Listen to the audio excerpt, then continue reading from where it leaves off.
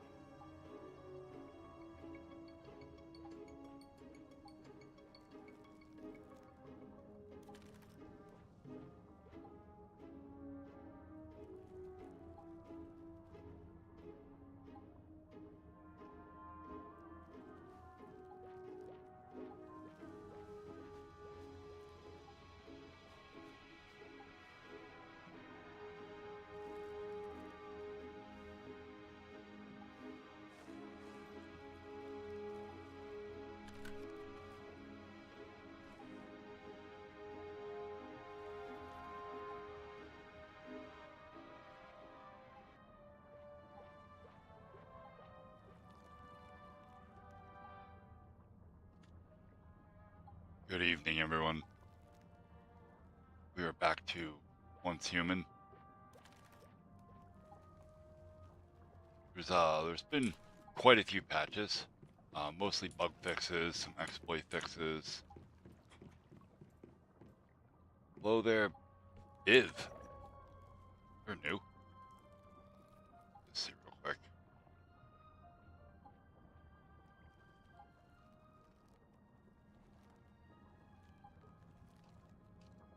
Oh, Bliv. There's an L in that word. I'm sorry. Yep.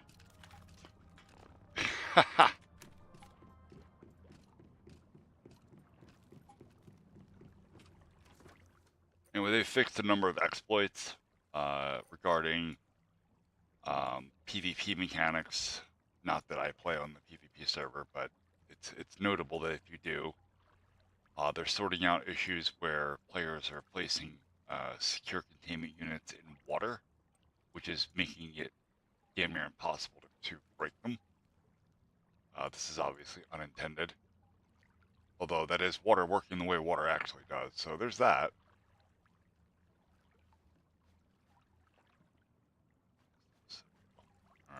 Alright,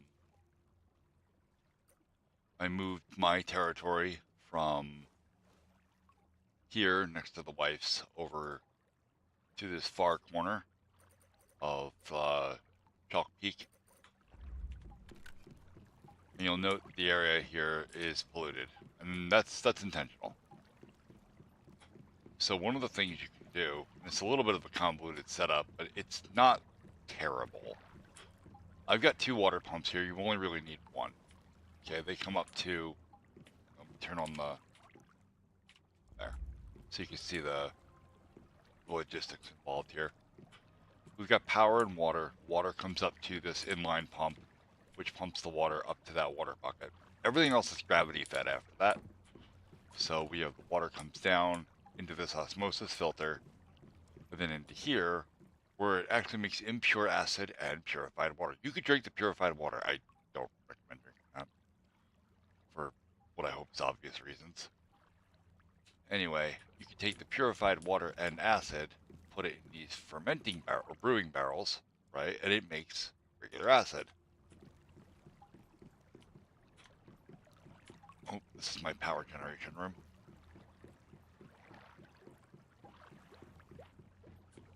So honestly, this is kind of a cool thing that you can do, but I feel like it's largely unnecessary, right? Like, I just got 4 acid from that barrel, and that took a long time to make. And there's a lot of power that goes into this, right? Each one of these barrels is 10 watts of power.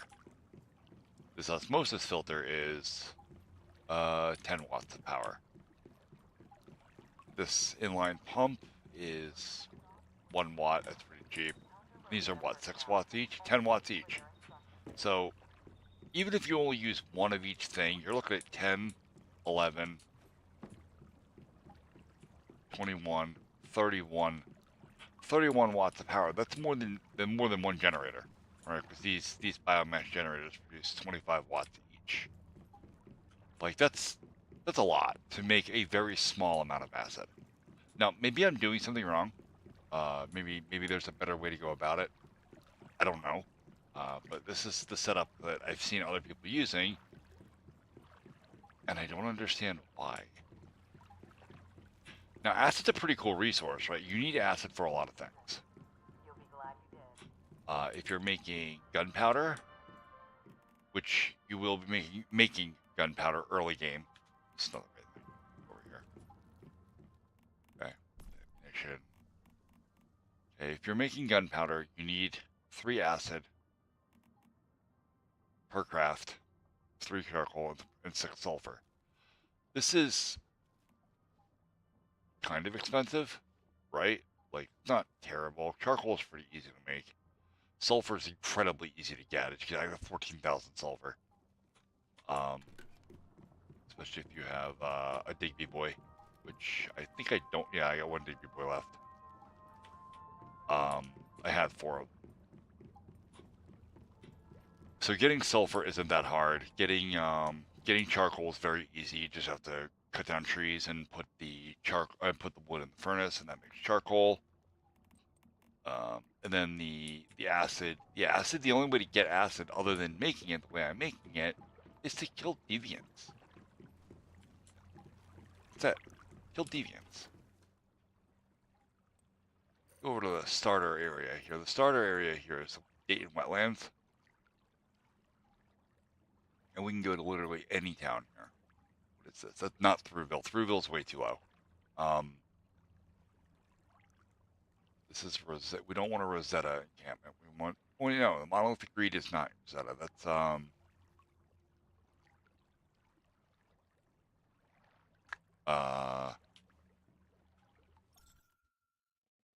deviations. So we're gonna go there real quick, and just to show you like how much acid you can legitimately get just by running a dungeon, basically. These aren't dungeons; they're overworld things. Like they're not instanced, which I kind of wish they were.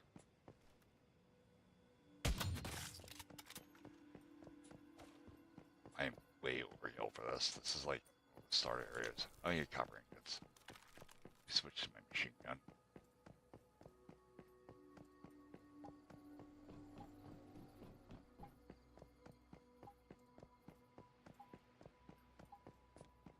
Now, I'm in all tier 5 gear with tier 5 weapons. Like, this is way overkill, but you could feasibly do this.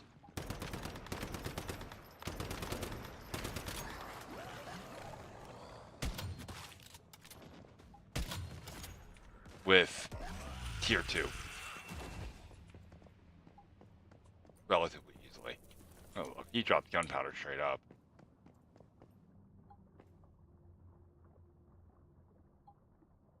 Hey, 9 Hertz. I don't actually, like, I kind of remember that, but I don't remember your name attached to that. Did you have a different username then?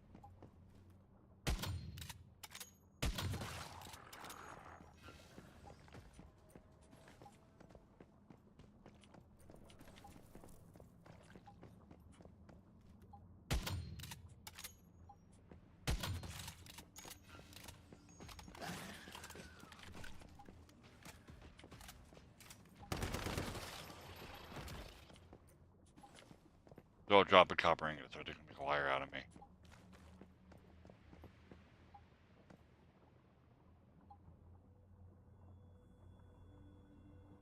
Yeah, I would still not pay a whole lot of attention to that, man.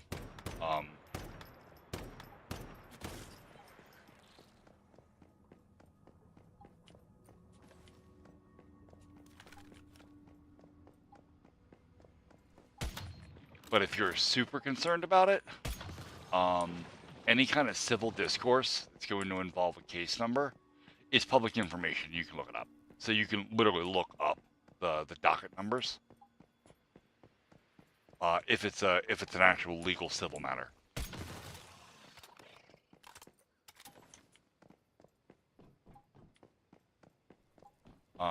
But I can also tell you from my own personal experience that if you are ever served from a legal matter, the number one thing you're going to get is mail. They don't email that stuff to you. It comes via mail. In a lot of cases, it comes either certified, or it will come and it will be handed to you by a constable, or your local sheriff. Legal matters are not handled via electronic means. They just aren't. So, good. Yeah, you don't. What likely happened is that your information was leaked. This happens quite a bit from like websites that suffer data breaches, and it actually happens a lot. Like, it's really common anymore. I get notifications on my phone all the time about data breaches. So likely your email was leaked in a data breach, and that information was then sold to scammers.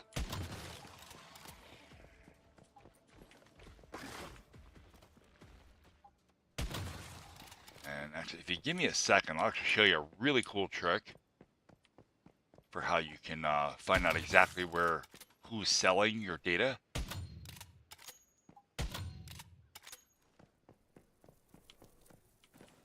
Why are they all dropping copper? Like, this is weird. Usually they drop acid.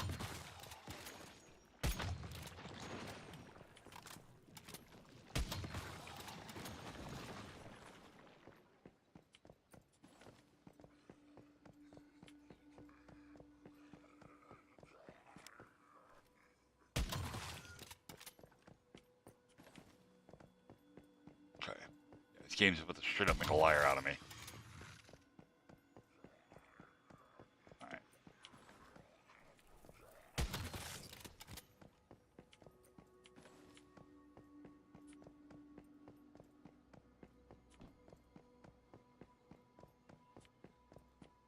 You mean the mail header?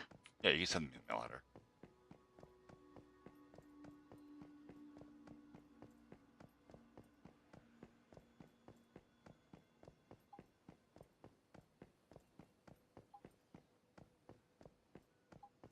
Yeah.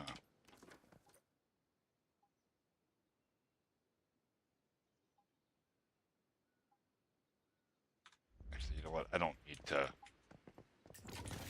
teleport out of here. I'll just ride out.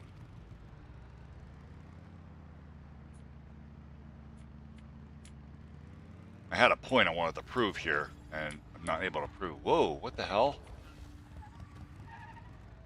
Oh, you subscribe with Prime. Thank you, dude. I appreciate that. That helps me out a lot. Now, let me just get out of this godforsaken. Oh, that's a rock. Or that's a concrete barrier. I can drive good, I promise.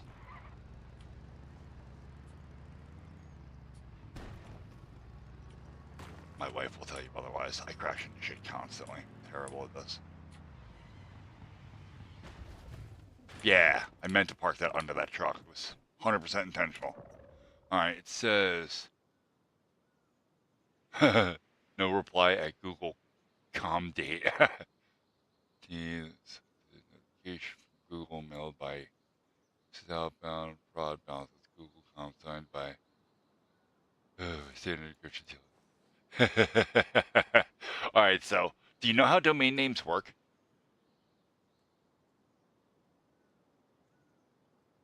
Oh, dude, once human, you definitely should. It's free. Like, there's literally no reason to not play this game if you're into survival. If you're into survival crafting games. All right, let me show you how domain names work.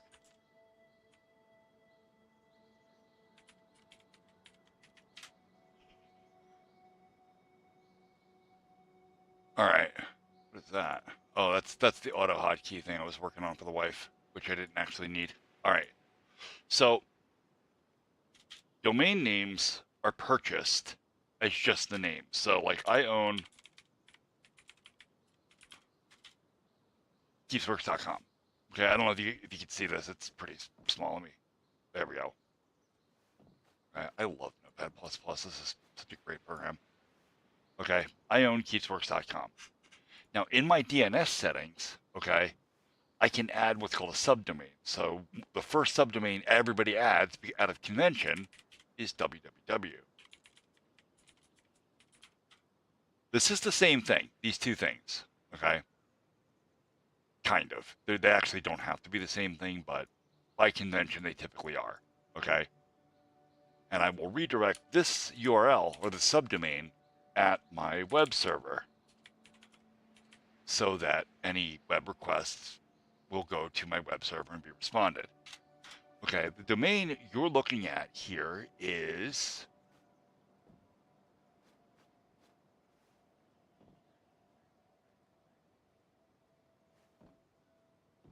We've got ads.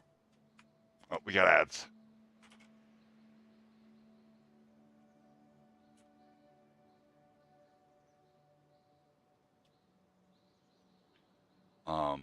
All right, since you just subscribed, I'll continue explaining to you. Well, no, is there anybody else in chat?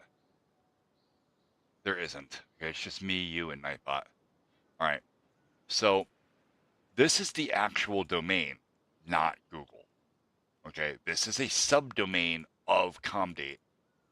Okay, because I can do that too. Like, I can go to GoDaddy right now and set up. If I could type.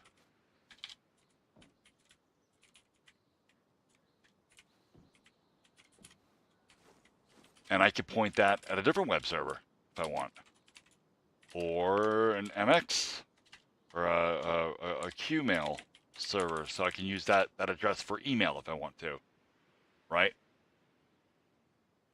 Could easily do that. Hey, Fernando.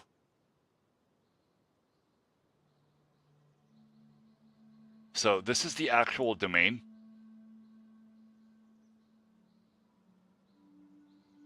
Not this. This is a subdomain. This is something that's set up and as a record in their DNS settings. So that's the number one thing that's going to give away scammers, is that they'll try to use common names, but they put them in the wrong places. Do not play with that. I don't like you enough to listen to it. Yeah, I'm talking to you, cat. Yeah, go to sleep. My cats are being butts. Yep.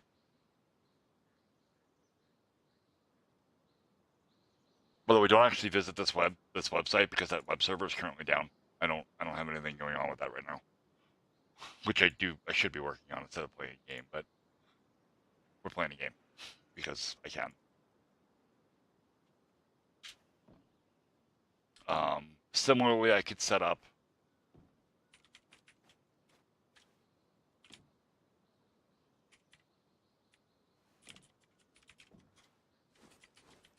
and this goes to a different web server that makes a website that looks eerily similar to the Yahoo website. Okay? Or if not the same, right? Because you could just go to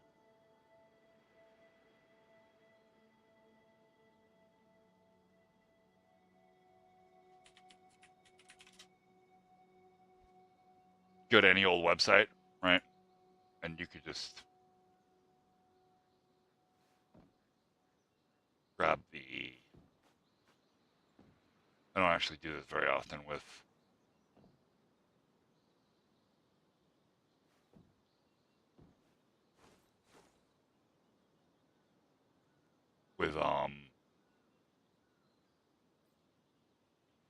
with Chrome. Is it view source? Yeah, there it is. Right. I could just copy all of this into a text file, fix a little bit up where it breaks, because the JavaScript will likely break in some places. And I will have a web page that looks damn near identical to Yahoo's website. It's pretty easy to do. Oh shit, I forgot to send out the stream announcement. Thank you, hon. I typed it up and I forgot to send it. Bang.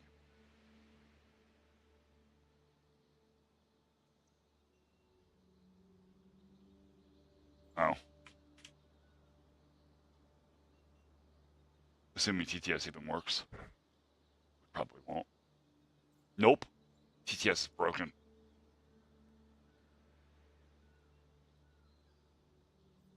Yeah, TTS broke. It threw an error. LL Goldfish LL2 from Twitch says, we're having trouble finding that site. We can't connect to the server at www.keepsworks.com. If you entered the right address, you can. Try again later. Check your network connection. Check that Firefox has permission to access the web. You might be connected but behind a firewall. Try again. Yeah, again, it doesn't actually point to anything right now.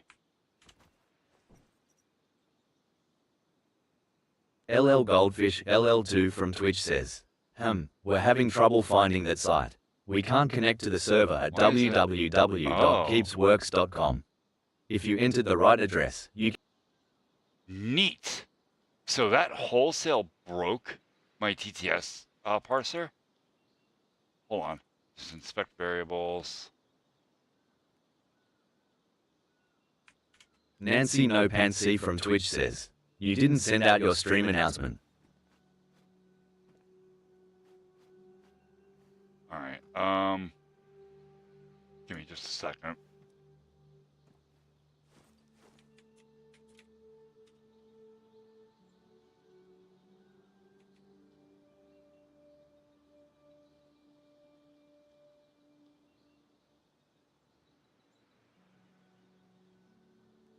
Hey, Remy. I will fix you in a second there, Goldfish. Where did Nightbot... Yeah.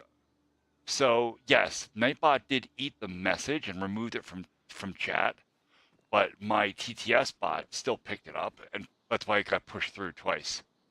Don't worry. I will fix you guys.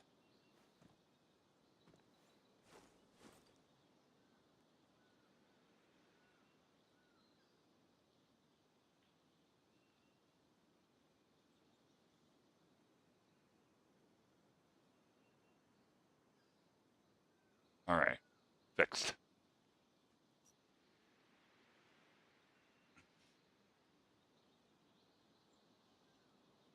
Correct, Andrew. Yes, so long as they are not combined into a singular chat. Holy shit, it's gaming with Zen? Stop calling me that. You're so weird. I've been... Oh...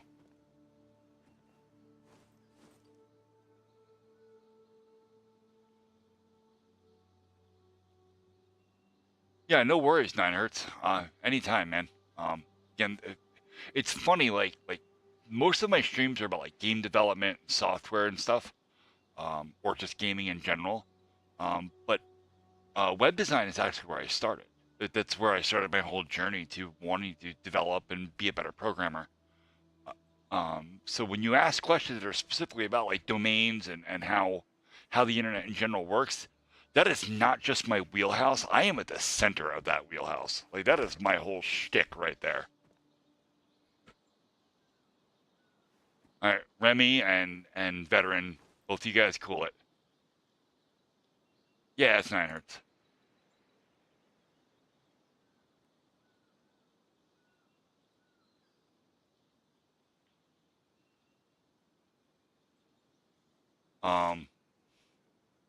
As far as chicks sending nudes to other dudes, I don't remember which one of you said it, but I did read it in there. Veteran, okay. correct response for that is, how much did they pay for them?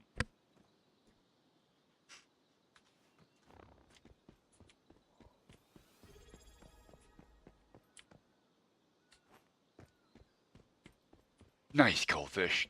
Nice.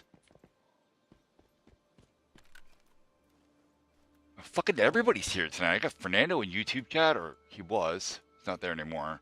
Or just dropped him from the list. I haven't seen this many people in Twitch chat in a long ass time.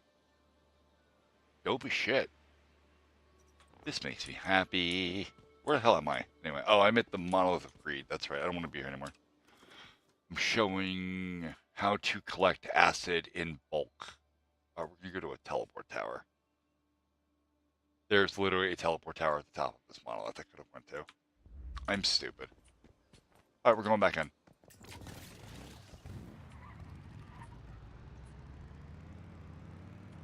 Guys, I said cool it. Like, come on.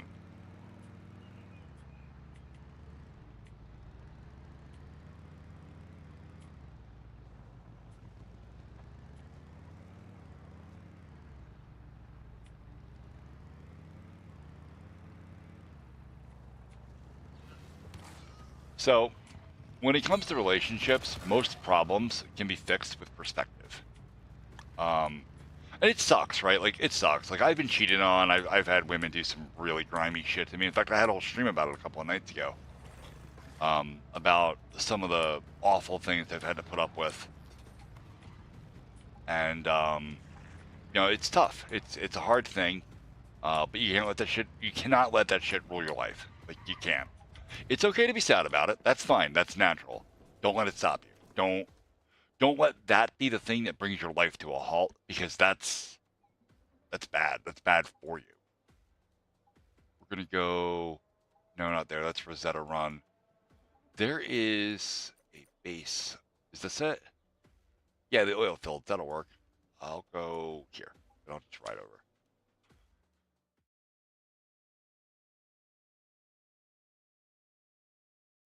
I do remember, Remy. I do remember that whole thing. And so, like, the advice goes for you too, right? Like,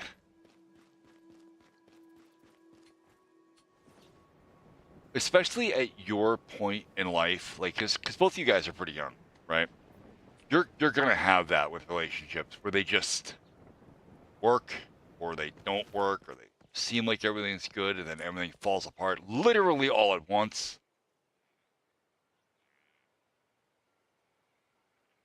Wait a minute. God damn it. LL Goldfish LL2 from Twitch says, guys, Fernando wants to now share a secret. He is now aiming for FIFA 25 or FIFA or whatever that shitty game is called. Oh, shit.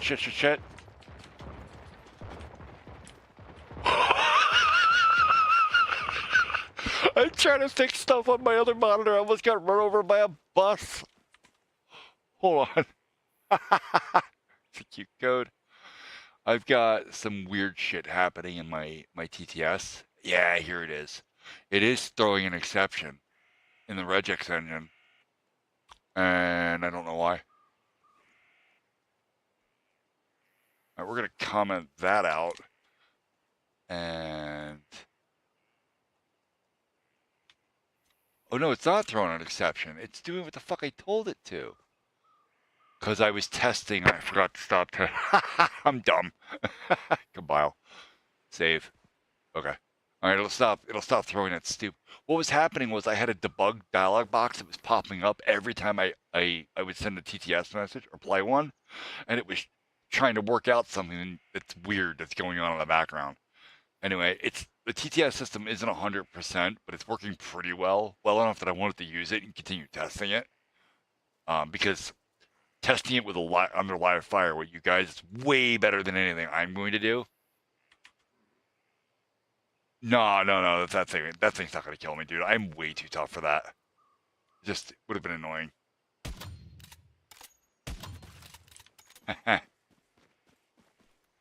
Nice. Tower of Babel there. You got a clock on the wall. That's cool. Alright.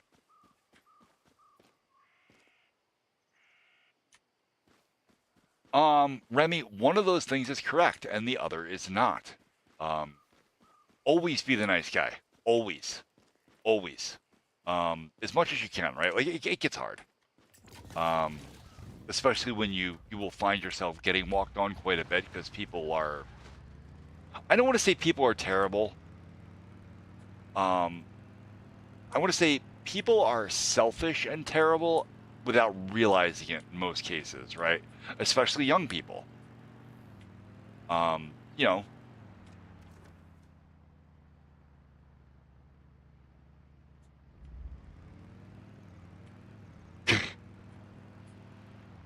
oh, there's a house there. That's rude. That is rude. You are rude. You put your house right in the way. I don't like you anymore. Or at all. That's cool. I like the little stepping design he's got there, though. It's neat.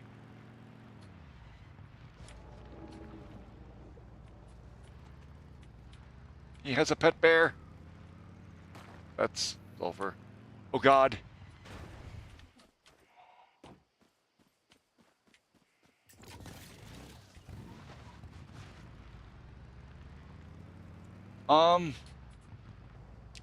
Again, it's not fair to say terrible because that's not really accurate.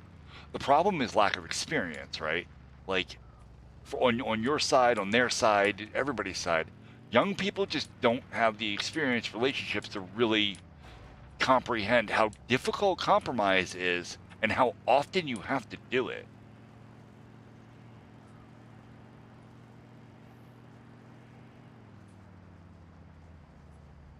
No, it does not look like me. There aren't enough sliders to make the character nearly as good looking as me. Also, you can't add facial hair, so.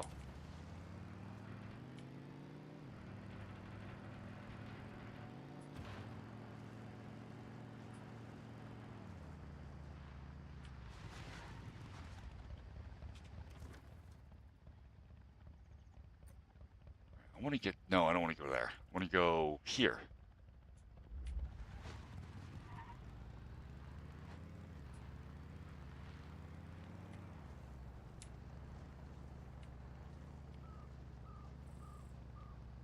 Yeah, man. Yeah, you're gonna find that's common. And again, I'm not trying to like make light of your situation. Like, that's rough to deal with. I understand, but it's really common, especially with young people.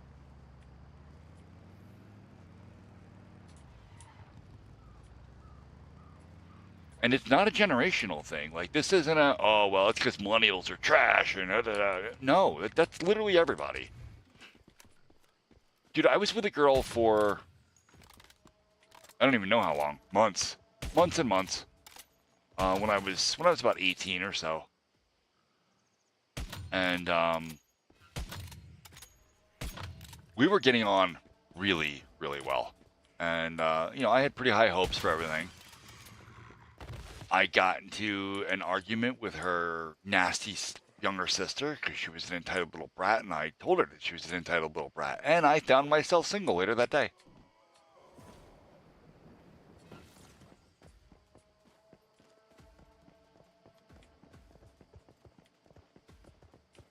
So, yeah.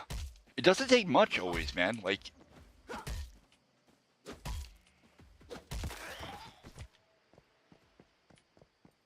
the problem is everybody's throwing around that magic L word because they think they know what it means, and you don't. Like, you really don't. Nobody does. Not until you're in that situation where you have to learn.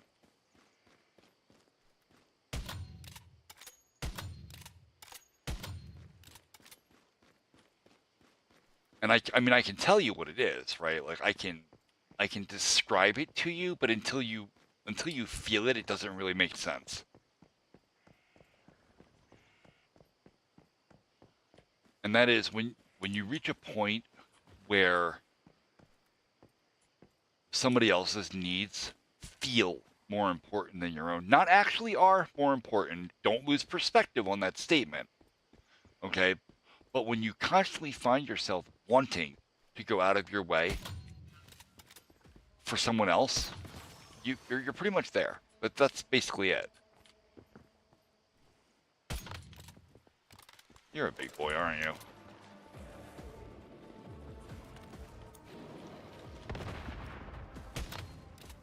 Okay, my sniper rifle does more damage than grenades do. Ah!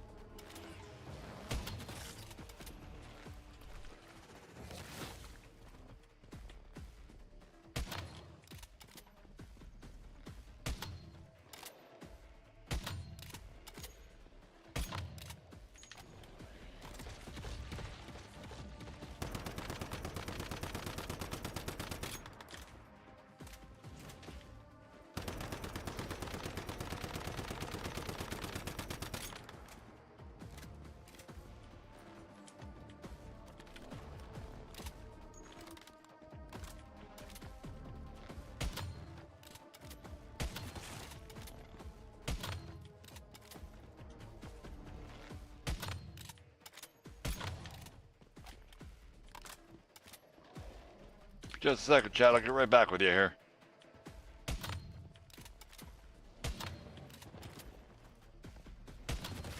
Okay.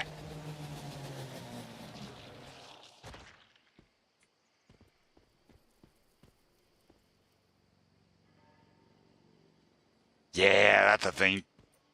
Too, Remy. That rush.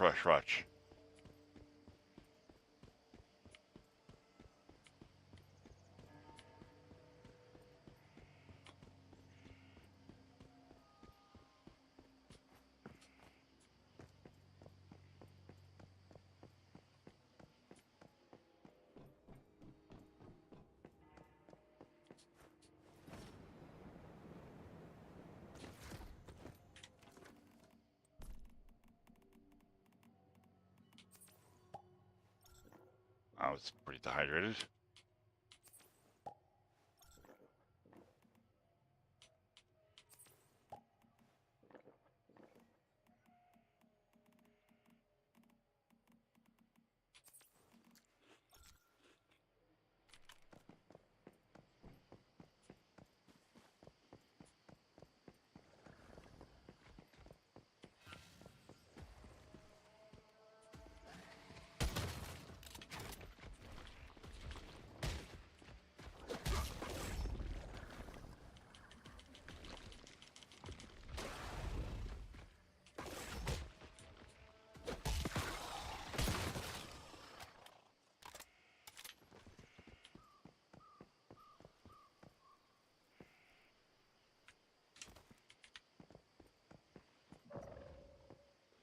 LL Goldfish LL2 from Twitch says, "Keep, if it was you vs that big creature in real life, you would have beat him with one easy uppercut and also beat him with your handsomeness and muscles."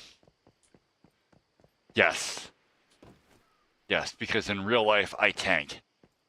Like that. It's called a taunt, chat. That's what that is. That's taunting. Okay. Although on the real, and I want to make this, it's actually a really important lesson a lot of people don't know. Throwing uppercuts in a street fight is literally one of the worst things you can do. I've been fighting for a long time. Obviously, in my 40s now, it's not something I make a habit out of. But if I had to, I'm still more than capable.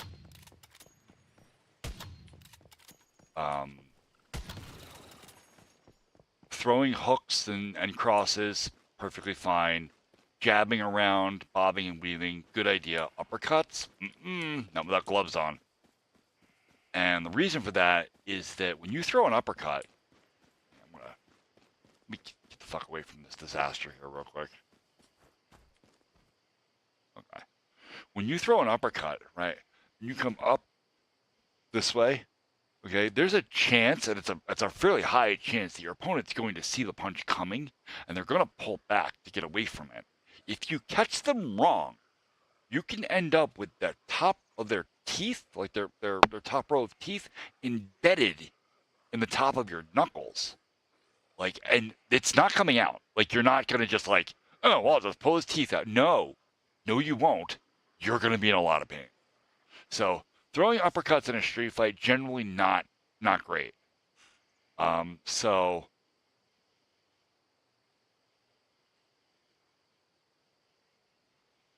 Oh, that's gross, Remy. I can see that message. Probably don't say stuff like that. It's gross. No. No, you can, Remy. Nancy got you.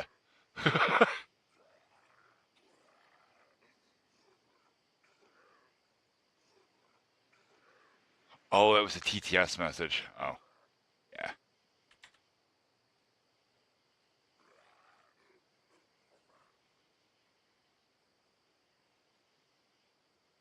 Gross.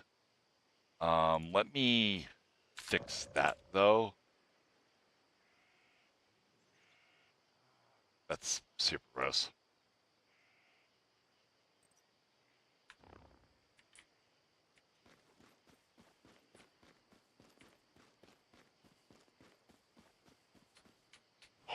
Shit.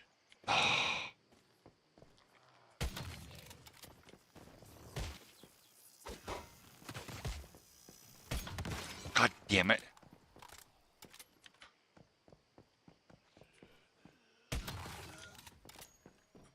Yeah, I'm really actively trying to clean TTS up a lot. Like, I think TTS is a really great tool for keeping chat involved with the stream. The problem is it turns into a toy where my entire stream turns into me putting fires out because chat is saying things that they probably shouldn't say, and more importantly, aren't things I should be recording and broadcasting. Hello.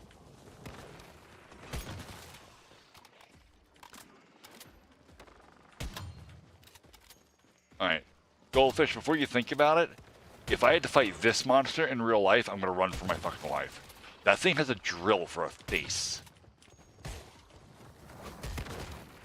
Son of a bitch.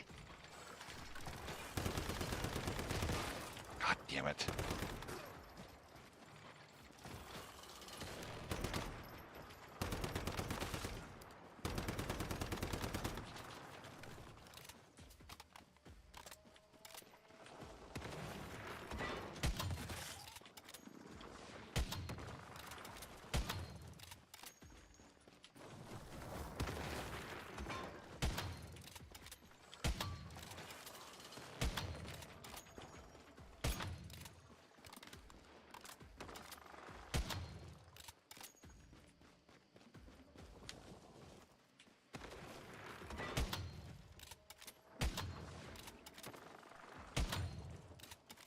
Gotta hit him somewhere other than the drill face.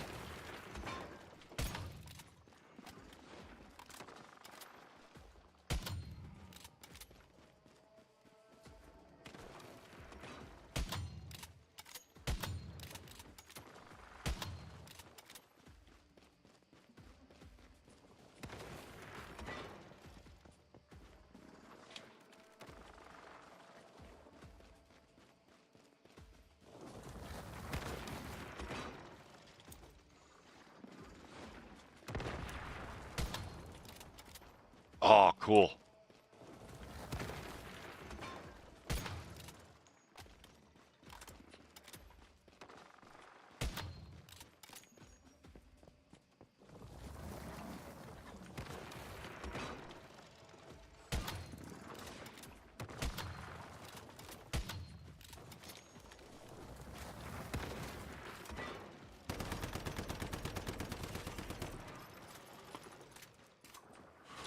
Remy the Dogite from Twitch says, "Keep, I have taint zits." It still went LL through, Goldfish Jesus Christ. LL2 from Twitch says, "Guys, Prime Gaming in October is quote cooking. They have been giving away some cool games like Doom Eternal, BioShock Remastered, Tomb Raider, Legend, Borderlands 2, Borderlands Prequel, Kerbal Space Program, and a few more good games." Yeah, I actually got Kerbal Space Program from that. Well, yeah, actually the wife got it because it's her Prime account. I don't know if anybody was watching there, but for like a week and a half that my computer was down, I was playing it. I was playing on her computer. So if you looked in Discord and you saw her playing Kerbal Space Program, that was me.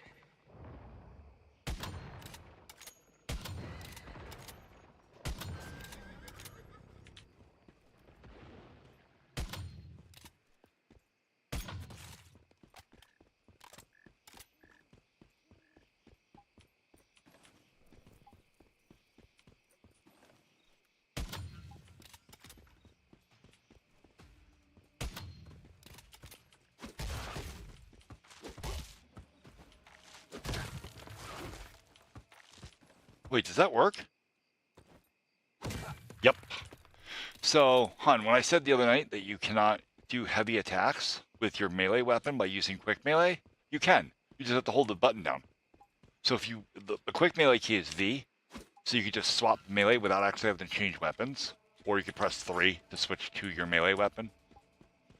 But if you could dash, hit V, tap. Nice. I don't know if it's the same thing, but let's try. Oh yeah, no, it's definitely not the same thing.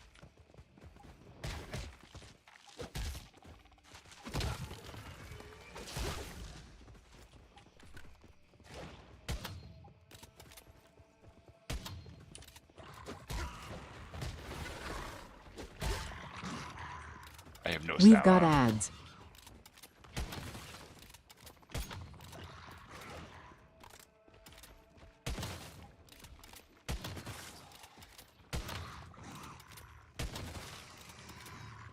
Okay. Yep, ads.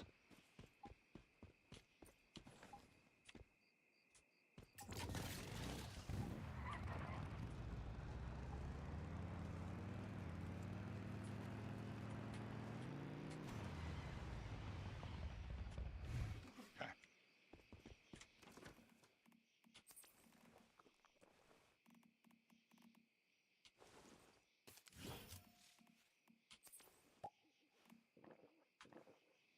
All right.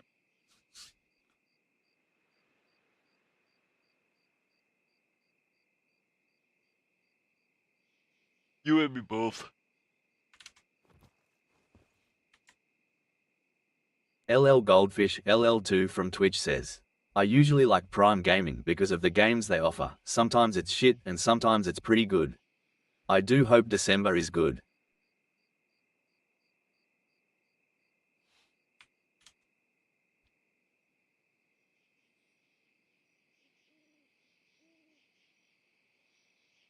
All right, we're gonna wait on this. All right, I'm gonna close this.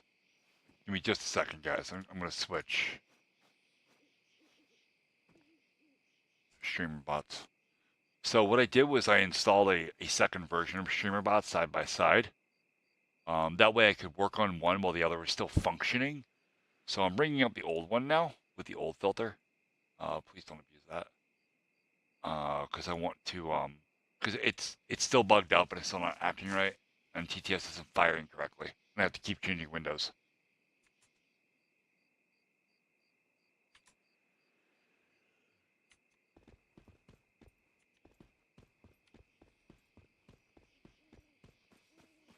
I will probably work on it a little bit after stream tonight. Oh, anyway, the point of me doing this, like, I've just been running around bullshitting, and I've got 43 acid, right? Like, and this is just me running around, barely focusing on what I'm doing.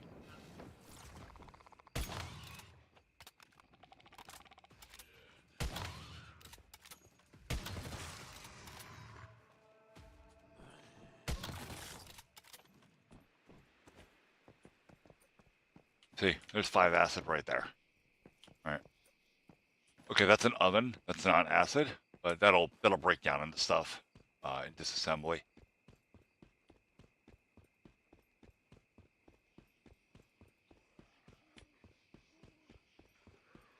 Oh.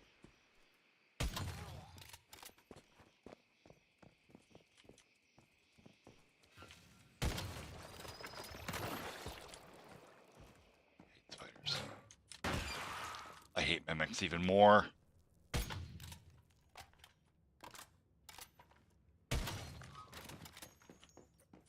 Okay.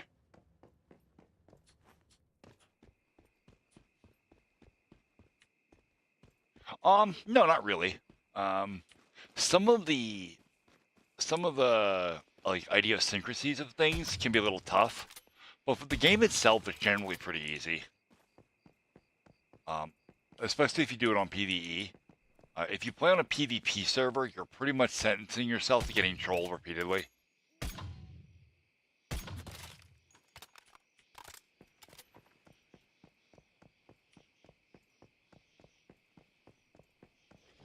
Well, I can't say that I've actually played on a PvP server because I haven't, but I have. So, um, me and my wife were part of the beta test for this game, and the betas were PvP enabled because they were testing all the features, and it wasn't something you could turn off. Like it was just there.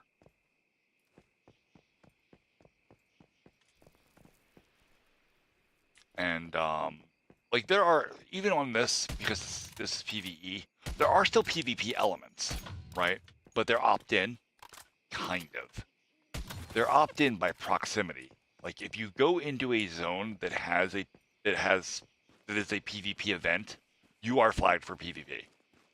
And this was highlighted a couple of nights ago when me and the wife were playing, and we came up on what's called a cargo shuffle or cargo conquest, which is a PvP mini event.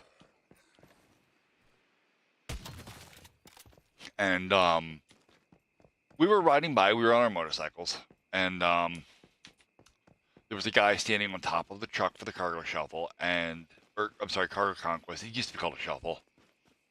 And yeah, this guy just was just annihilating everybody. He was obviously fairly high level, and he had at least very good gear. I couldn't see his level from where I was. Dude, I'd like for you to die now. And he had what I assume is either a light machine gun or an assault rifle based on its rate of fire. And yeah, he lit Nancy up. Like he was just fucking her up, and she couldn't get away from him. Like every time she would use an adrenaline shot to get back up, like he would just pop her again and again. The guy was being a complete troll and an asshole. So I spun my bike out and I pulled off the side of the road. I ducked behind a hill, and I popped up my sniper rifle and I started putting rounds in his forehead. And eventually it downed him long enough for Nancy to be able to get up and get the fuck away from him. We really weren't interested in the mini game. We were just interested in doing something else that unfortunately our path of travel went through that mini game. Anyway, he was probably fairly upset considering he could not find me to shoot me.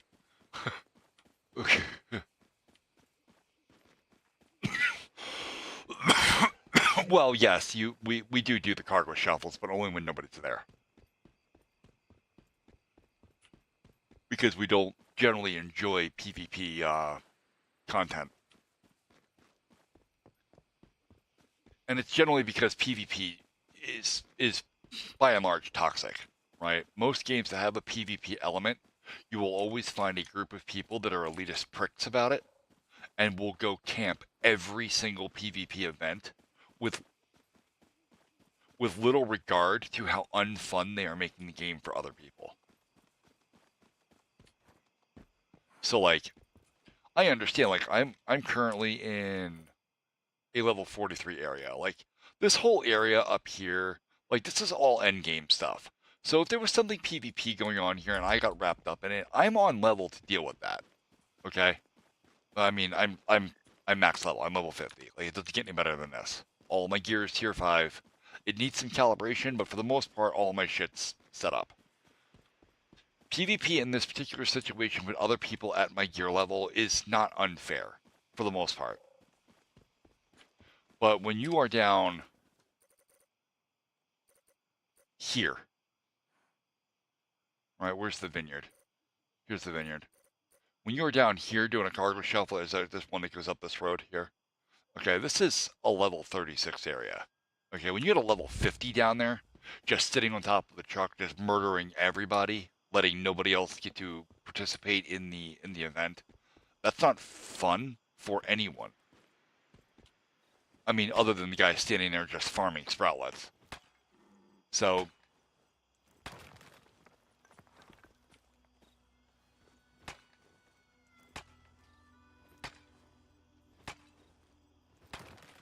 which is generally why I don't partake in PvP elements. Now, I played EVE Online for years, which is an all PvP game all the time, But it's one of those things that's understood when you start playing the game, that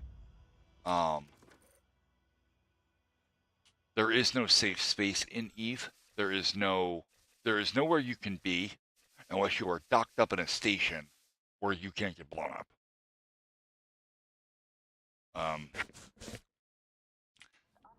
Eve has high security locations where there is a police presence, but the police, for the most part, do not stop players from attacking you. They exact revenge for you. So if you engage in PvP in Empire Space without a good goddamn reason to do so, and there are mechanics that are in place for that, Concord, as they are called, will show up and they will own your ship right off underneath you. And there's little you're gonna do to stop them.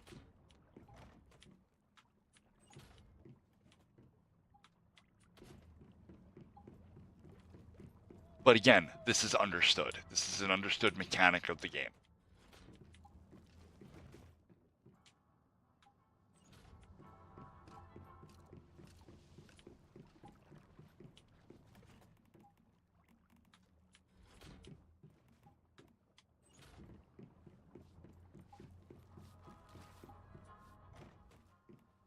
Not that.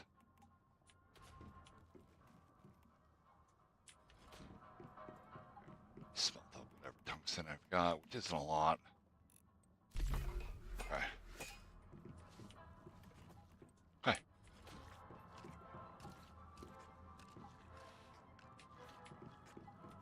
This dude makes the grossest sounds.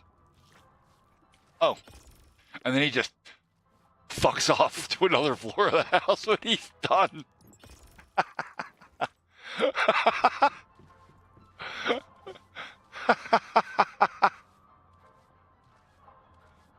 Cool. 9 Hertz. The game, I want to give you a warning, right, about the game. It is an MMORPG in the same way that a lot of other games are. Okay, there are quest lines to follow, and there's a clear story being told that you follow along with. The game is Chinese, and it has a slightly different take on how progression works. It progresses through the season. Okay, and it starts on the first season, and you can play, and while you're in season 1, there's still bits of the game that are locked that you just don't have any access to. And as weeks go by, new seasons unlock, or new parts of the season unlock, until you get to here. We're actually almost at the end of the season. You can see the little markers right here. We're pretty much done, and we're getting ready to sign up for a new season.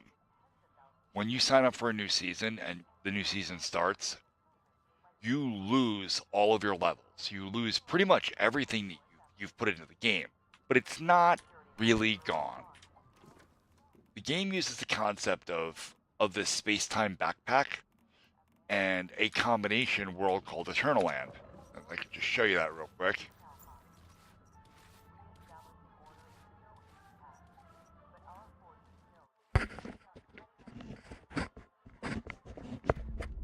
Eternal Land is the only thing that survives from season to season. But you can't use it like glorified storage. That's not how it works.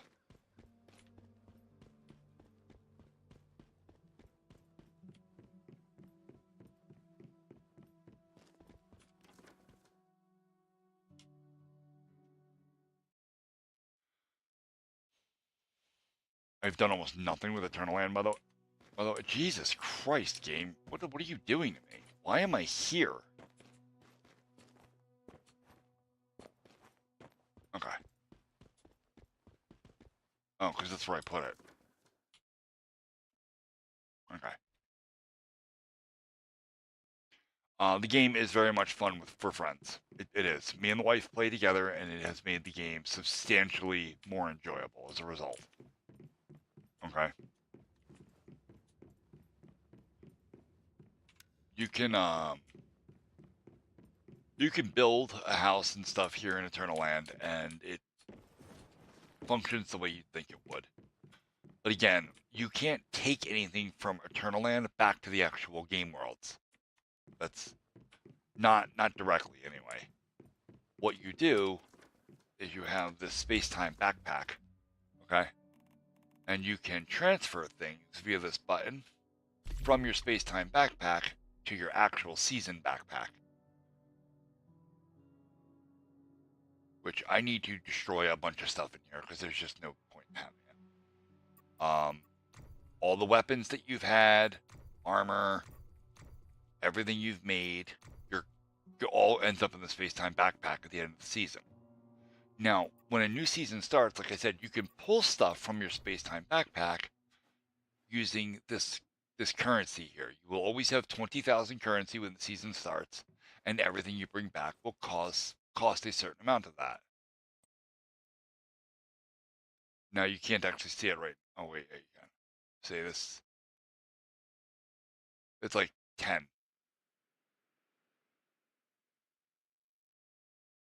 You know, and you can just bring these things from your space-time backpack to your season backpack. So you can bring weapons and stuff over, but yeah, insufficient points. This is really expensive to do.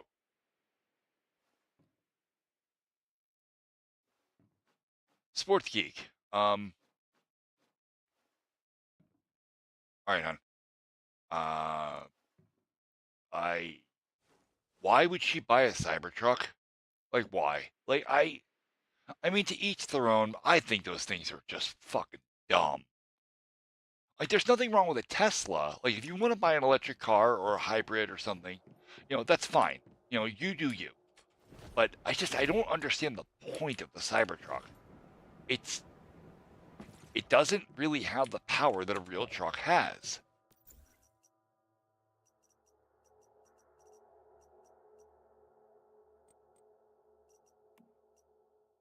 That's not what I meant to click. No. Wife texted me. How do you leave Eternal? Oh, right there.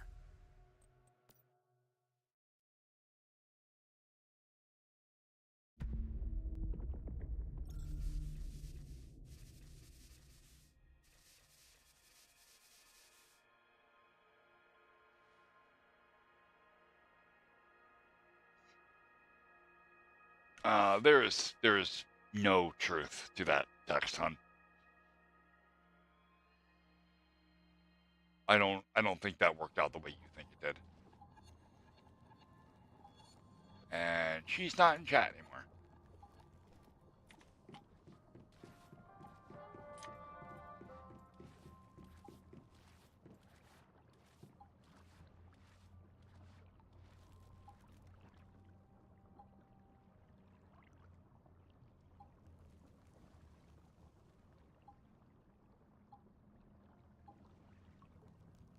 Oh no, don't misunderstand. I realize that the vehicles, they do test well, and they are pretty nice inside, right? Like they're kind of cool. I do things with my truck that I would never try to use a Cybertruck for, like never. So when I think of a truck, like I think of the kind of workload that I put on the vehicle, and I know that would never work for me. So when I asked the question, it was really just why? Why would you need one? I mean, maybe you do. I don't know. And from what you've described there in chat, then yeah, no, it sounds like it suits your needs. It might be a bit expensive for those needs, but you do you. I mean, if that's the way you want to do it, and that's how you want to go about it, then go about it that way. I'm not going to tell you otherwise. I'm just a guy on the internet with a fucking opinion, I've got a big, well, it's not big. I've got a 2010 Nissan Frontier that I pull a trailer with. I would not hook my trailer up to a Cybertruck, not because I don't think it would pull it. It's got enough power. It doesn't have the suspension. It's never going to hold my trailer up in here. It's just going to bottom right the fuck out.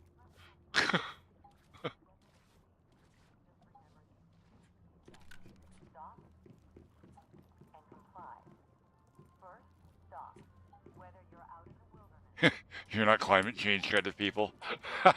That's funny.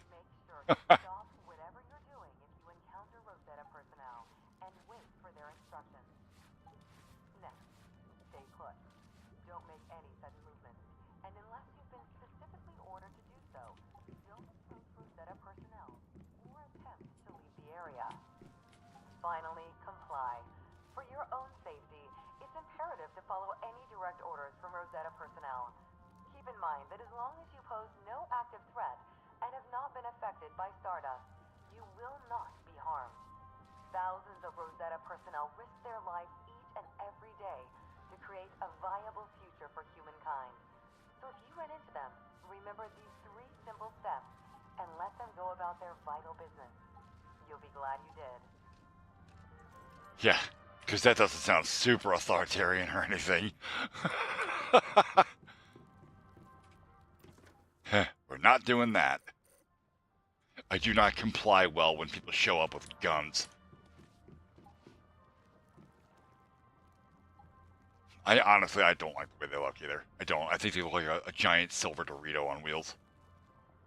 But I'm old school. You know, I think of a truck and I think of a truck. I think of, you know, like the big, realistically speaking, when I think of a truck, I'm thinking of like a 79 Ford F100.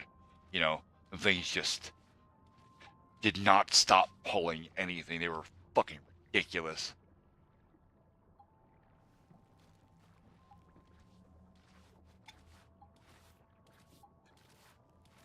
Oh.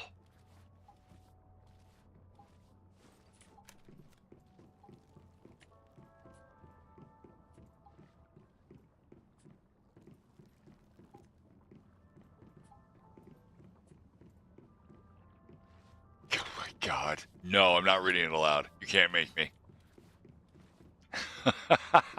You can't make me, Sports Geek. Oh. Oh shit, because I switched to the old TTS system, it's not bit enabled anymore. It's only channel points. That's right. Right? Yeah. Yeah, it's wait, that's command triggered. Hold on. And that's, yeah, Twitch channel reward. I don't have the bits integration in here. I've got to get that thing fixed. Jesus. So I said I was going to do it a while ago, and I did go through and set that up, but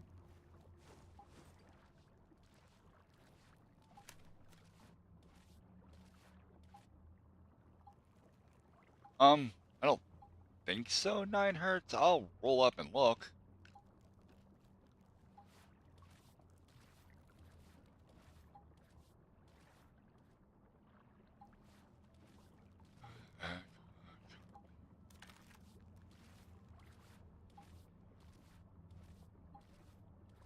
No, I didn't misread it. I know exactly what I'm looking at. Are you confused by something I said, or?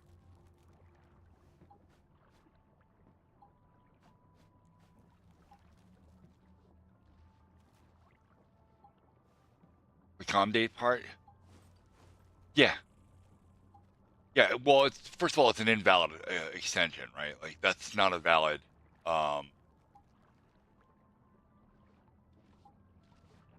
that's not a valid extension for the internet.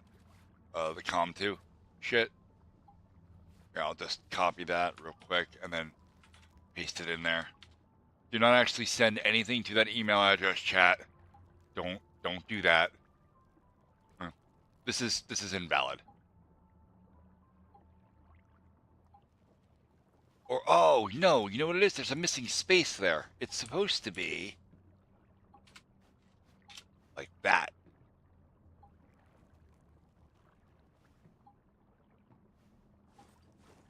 Which is funny. So, hold on. So now it does actually look like a legit email address, even though it's not. Okay.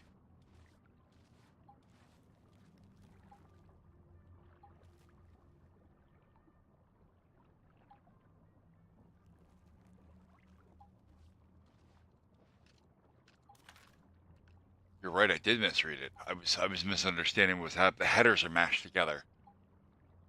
Because the new line characters are being pulled out. So hold on. So if I take this whole thing, okay, I'm going to copy it, and I'm going to put it back in Notepad++, right? Yeah, see, it pumped out as one line. Okay, so we go to here, here, here.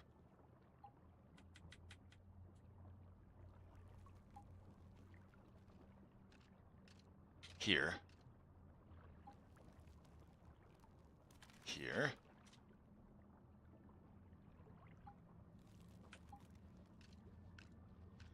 Okay. This actually looks like a legit email header. It looks like. It's still not. This is probably cheated.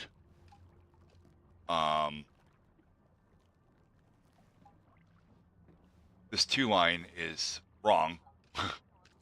Because this, according to this mail header, this email was sent to a no reply.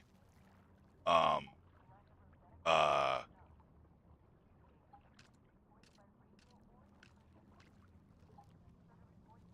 don't know, actually. I don't know. This is kind of a weird thing. Like that should be your email address since you received the email, but it's not there.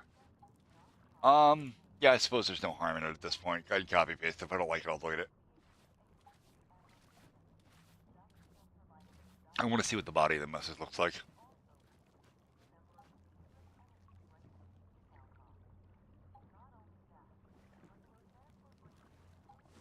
There is a reason for this to work, by the way.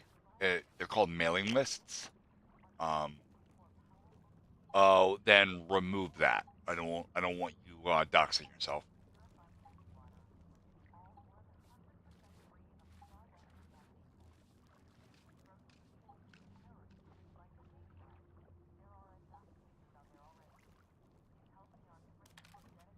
So like as a mail server admin, one of the things I could do is set up a user list or a mailing list rather, which will just consist of various emails.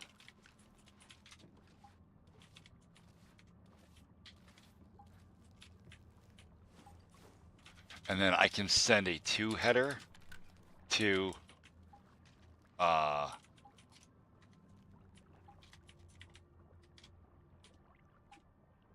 actually it would be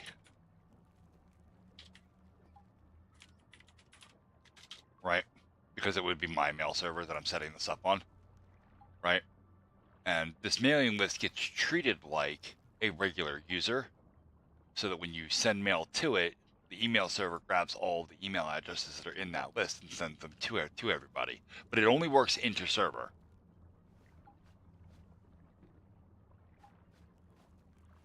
Yeah, probably. Just change it to like, you know, like that, and then, you know, like that, so that it still has context on what's supposed to be there. I mean, there's this, which I assume is the number. Actually, you know what? Let me just watch this. Let's do a little research.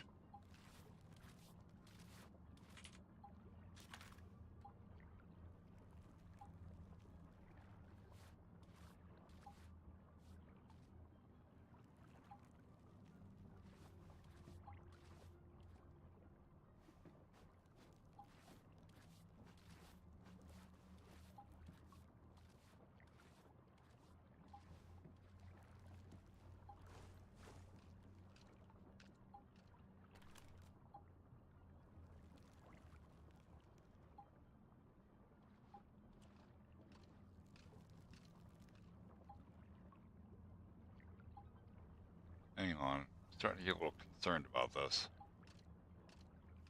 A little bit.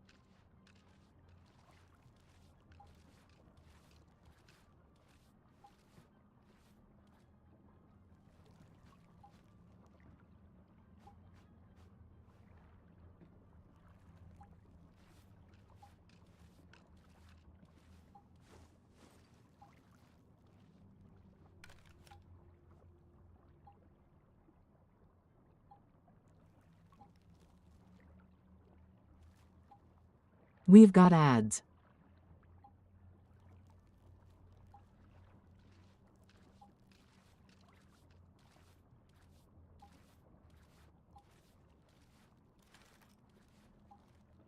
What, you didn't get ads?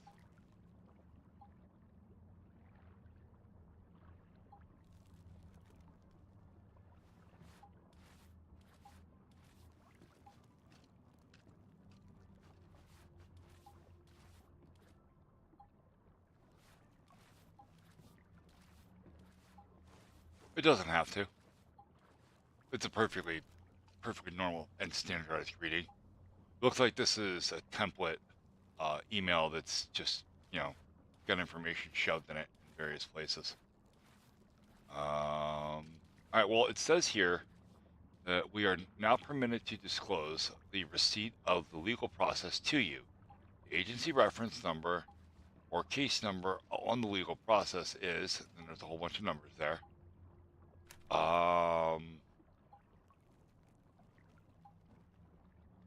You can ask Google for that receipt because you would probably like to find out.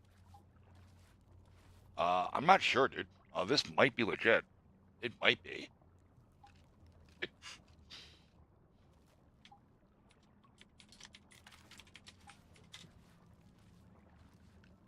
Actually, wanna. No.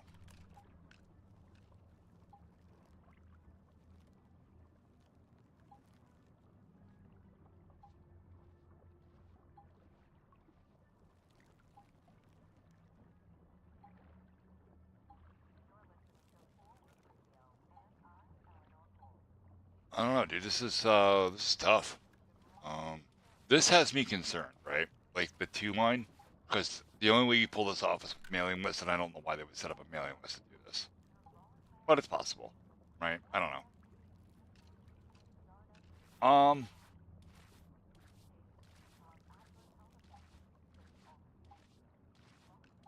I wouldn't be too worried about that. So if this email is legit, if it's legit, what it is saying is that Google was required to comply with a request for information from a legal problem, meaning there was some sort of investigation opened. And if you didn't hear anything about it, that investigation is probably closed. And I say that because Google would not be telling you that they can release the receipt of that information until after the investigation's closed. They would not be permitted to let you know that an investigation has been opened, which is why it actually says that in the email that legal process for the city department compelling the release of information related to your Google account. A court order previously prohibited Google from notifying you of the legal process. That's pretty standard shit.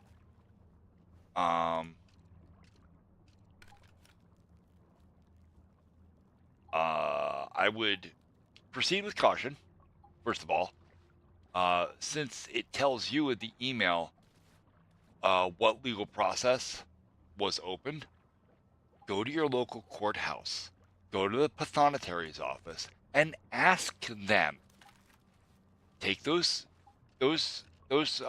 a copy of the email with you, right? So you have the case numbers and docket numbers, if applicable. And if there's anything going on, they have to tell you.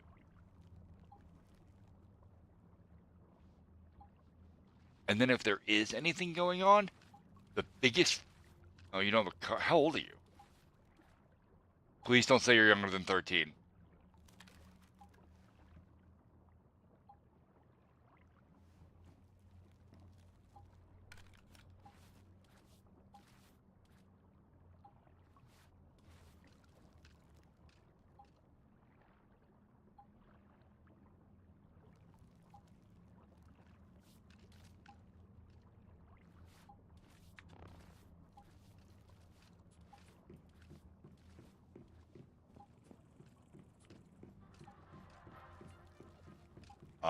Dude, get an Uber, get something. My course of action would be this. You go down to the courthouse, ask the pathonetary's office about any information, with those numbers or anything else that comes up that has your name on it, where you are named as either being investigated or where you are named as a potential witness to something else, because again, they have to tell you. And then, if there is something, the smartest two things you can do is shut up, call a lawyer. Do those things in that order. I've been in court a bunch of times, man. It's not really that scary. Like, your first time in court definitely is, because the whole new experience and there's the anxiety attached to that. But for the most part, understand that courts are, again, for the most part, just trying to get to the bottom of something that's going on and hopes that everybody helps. If you haven't done anything wrong, then you don't have anything to worry about.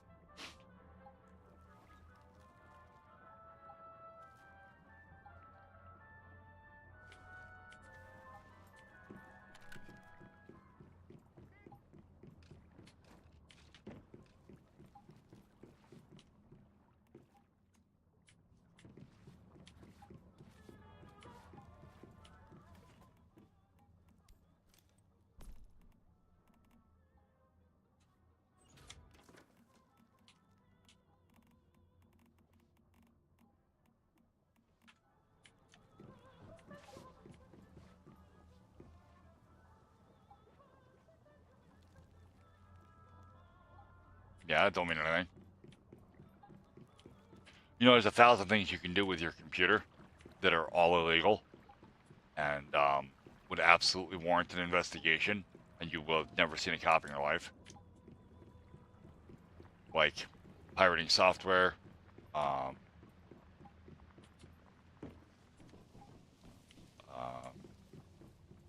contributing to the illicit activities of people involving minors, or contributing to some sort of terrorism.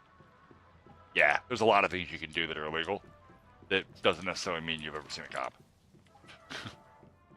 And again, the thing that's got me fucked up is that they emailed you about it, which it's Google that emailed you it apparently. If the message is to be believed, right? This has me kind of fucked up.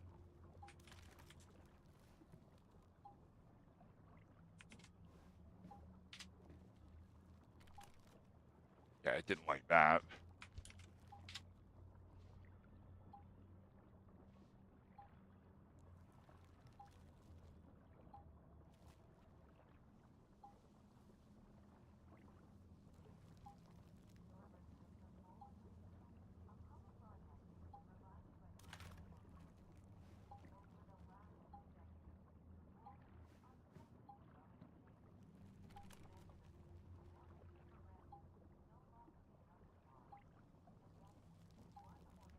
Yeah, this is...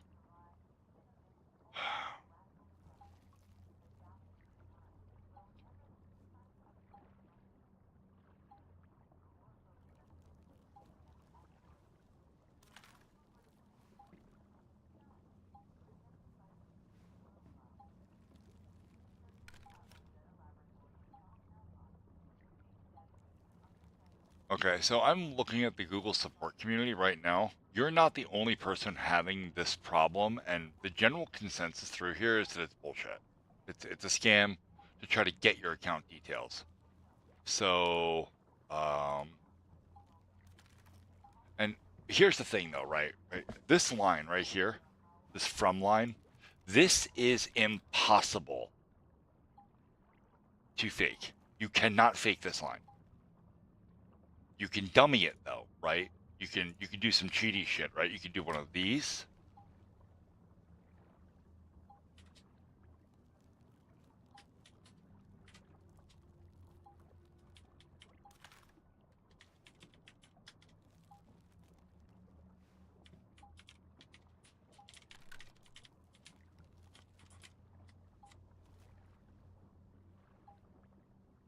and in the mail header, it looks like it came from that address. So if you're just copy pasting right from the message, it's not getting the real email address. You have to expand the mail headers and actually look. Now, I'm going to show you how to do that, but I need you to give me a second because I'm not a huge fan of opening my email on stream. But we're going to do it. That's not how you do that. There we go. Give me a second. So I need to find an email. Oh, you know what? You know what? What's this?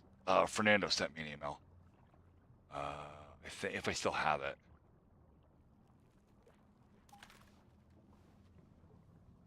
Or this will work too.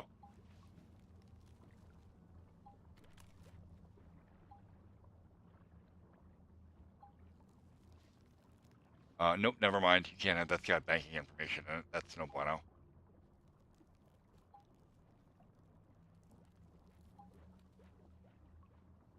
Hold on, chat. Jesus Christ. Updates. That's no. Here we go.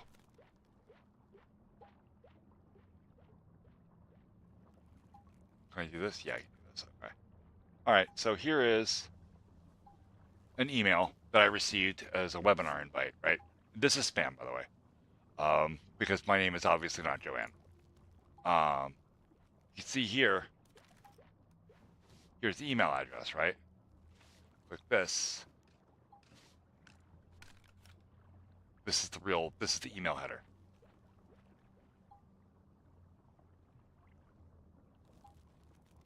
From what I can understand, yeah, it looks like it's just a phishing attempt to get you to talk back to this. I don't know, because it doesn't, for information. Oh, wait a minute. Yeah, I'm dumb. Hold on, chat. Hold on. Okay, 94-2023-00125. Is that a phone number? Hold on.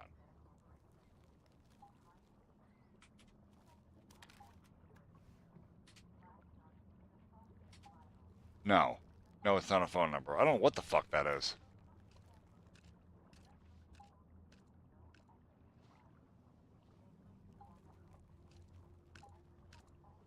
The agency reference number or case number of legal process is.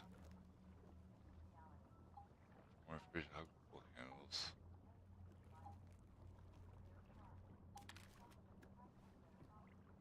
Because Google is a United States-based company, and being United States-based means that their fucking phone number starts with a +1 for international calling. Yeah, I mean, I could just take the fucking numbers like this, copy it, and paste it. There, number searched.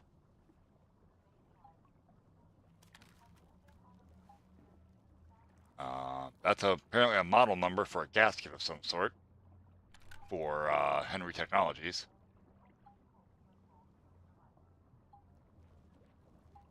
That's for the Board of Elections. That's for NASA.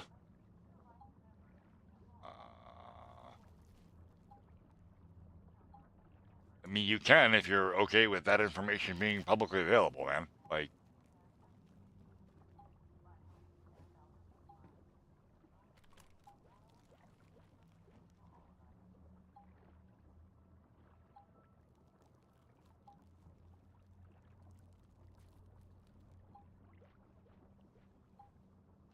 yeah, like that's it. Like, it's not just a matter of you saying it. It's the fact that you're going to say it, and then I'm going to use that information while I'm streaming, and it becomes embedded in the video, and it becomes public. All of my videos are uploaded to YouTube, by the way. Every single one of my live streams are recorded on YouTube.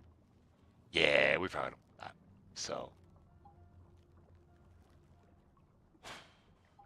okay, I had created a space here, and I had created a space here. Yeah, no, it really didn't like that. Okay. So, anyway, so if you go to your email, right, you have Gmail, because I saw the thing there. Click on the little arrow. Okay, this is what you're looking for. The from line. This has to be a legit google.com address. If it does not say google.com, it is not a legit Google email. Because again, you cannot spoof this line, not with a real mail server. It will, yeah, it looks legit. Then reach out to Google, man. Or, like I said, go to your local depository's office. Redundant gaming, what's going on, bro?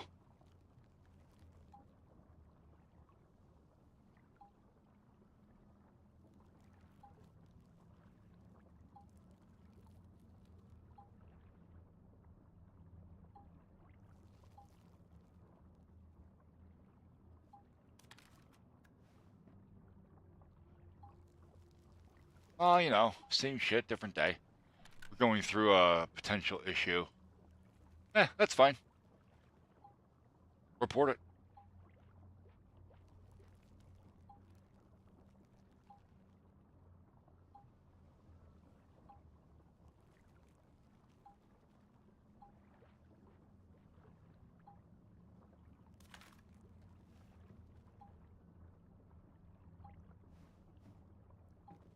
I really want to know who the hell this is.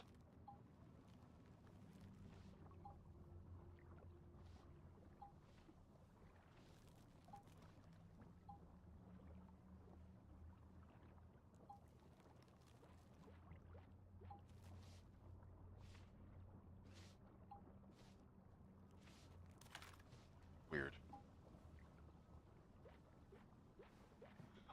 Yeah, the general consensus through the Google Help forums was that it appears to be a phishing attempt, but that's just it. Phishing attempts ask you for information, and this email does not ask you for shit. It just...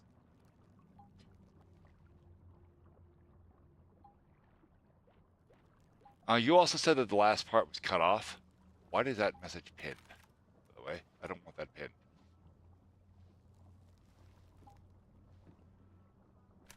Unpin.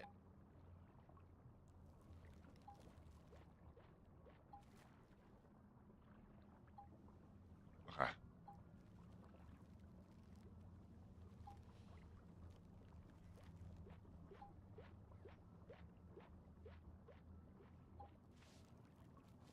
Yeah, that's weird because it, like I said,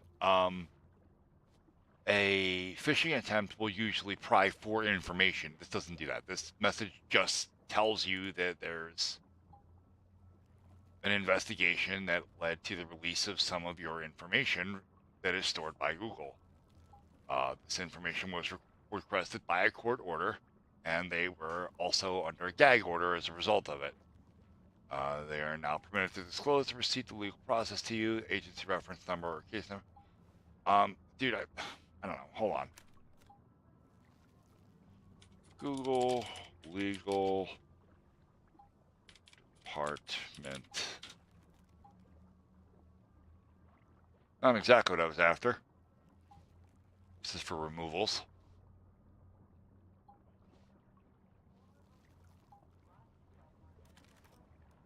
Contact Google legal department to serve a subpoena.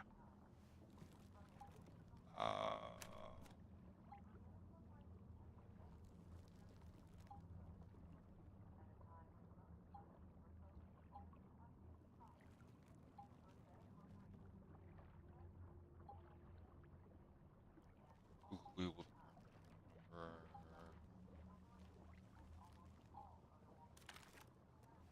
Here is their toll-free number. I'll just copy that, paste it in here. Boop. I don't know. See, that's weird. That's not usually how things work via email. Most people know that you don't reply to automated emails like that. Most people do. But there is Google's toll-free number for their legal department. You can call them, inform them that you received that email. They'll probably be able to look up any case numbers and stuff that are associated with it, and go from there. You know, use your own a little bit of detective skills in your own, to see, you know, what may have been requested. Also, I would ask if this is legit. I would ask what information was released. And they have to tell you. So, again, I also want to bullet point this entire conversation with the fact that I am not a lawyer. I have never been to school for any of that happy horse shit. And none of the things that come out of my mouth should ever be constituted as legal advice. So, put that there. But doing your own investigative work, there's nothing wrong with that. Call a toll-free number tomorrow at around 9 a.m. Pacific time. Okay? Because Google's a West Coast company. He got a weird email. Redundant. That's what happened. He got an email that says that some of his information was requested by a legal service, and Google was forced to comply and give them that information. And he doesn't understand why that's happening, or what legal service requested it, or what the fuck is going on, or why he's receiving this email. It's possibly just junk. In fact, it's probably just junk. But when you receive things like that, it's best to do a little bit of your own footwork. Now, obviously, I cannot call on your behalf. Besides, I don't have my own legal shit going on right now. I definitely don't need to be taking on anybody else's. So call them. Call them tomorrow morning. Like, hey, I got this email. It's got some numbers attached to it for a case number and stuff. Would you mind helping me out? Everything looks like junk to me, dude. Everything.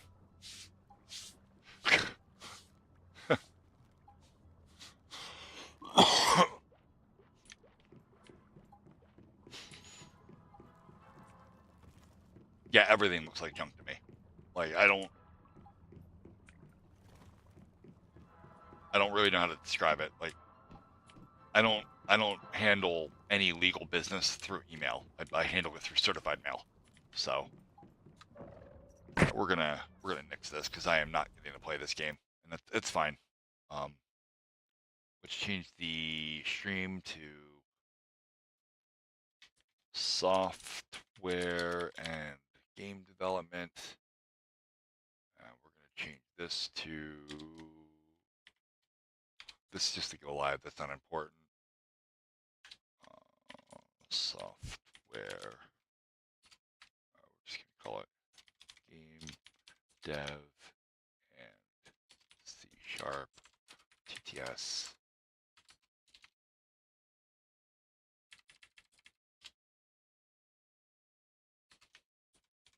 Rescue.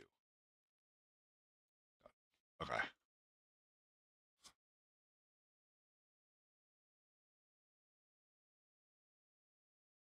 Yeah, so for legal compliance reasons, they would have to send you an email. There's no reason they would send you a second one.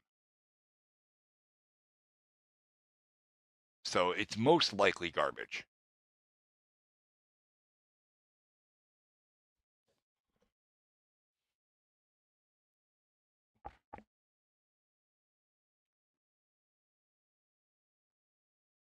Again, I'm saying most likely. I can't possibly know 100% for sure. There's just no way. I can't, and I'm not going to 100% say either way because there's no way.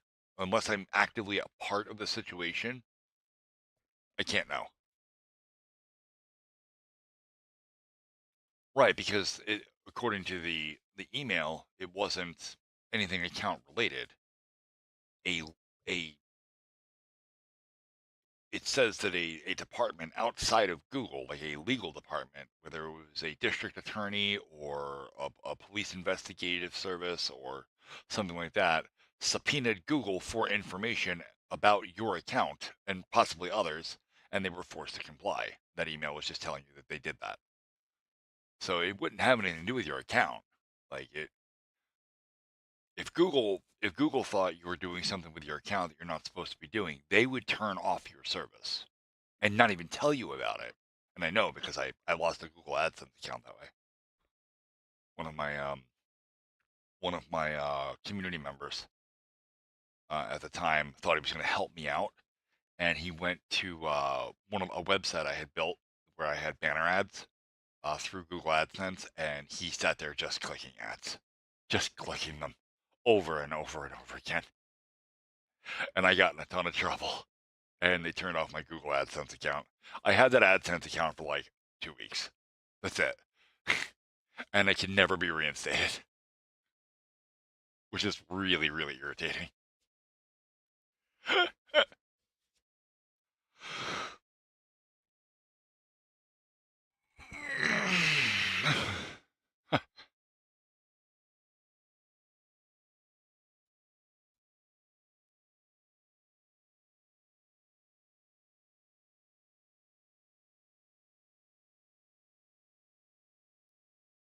Oh, yeah. I'm fucking tired. Not really tired. Like, I shouldn't be tired. I slept almost all day. It's been a really rough weekend. If you were here for Friday night stream, it was um it was a pretty bad time. I got pretty drunk. Not on stream, but like I got really drunk after I was done. And I slept so long it kinda like fucked up my whole sleep wake schedule. And so I'm gonna be up all night tonight and probably tomorrow as a result. So I'm not really tired as much as I am just waking up.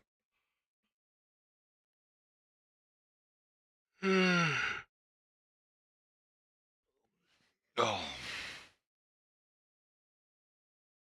And yeah, I'm pretty jacked. My for work I move like really heavy things all the time. My buddy owns a scrap metal removal business. I work with him, and like we grab like 600-pound boilers and just wrestle them around.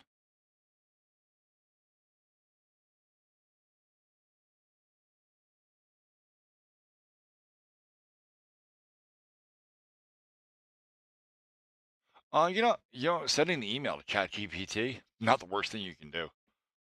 I don't really use AI tools except for like Google Gemini occasionally. But even then, I don't really like to ask Google Gemini things because it tends to. Okay, hold on.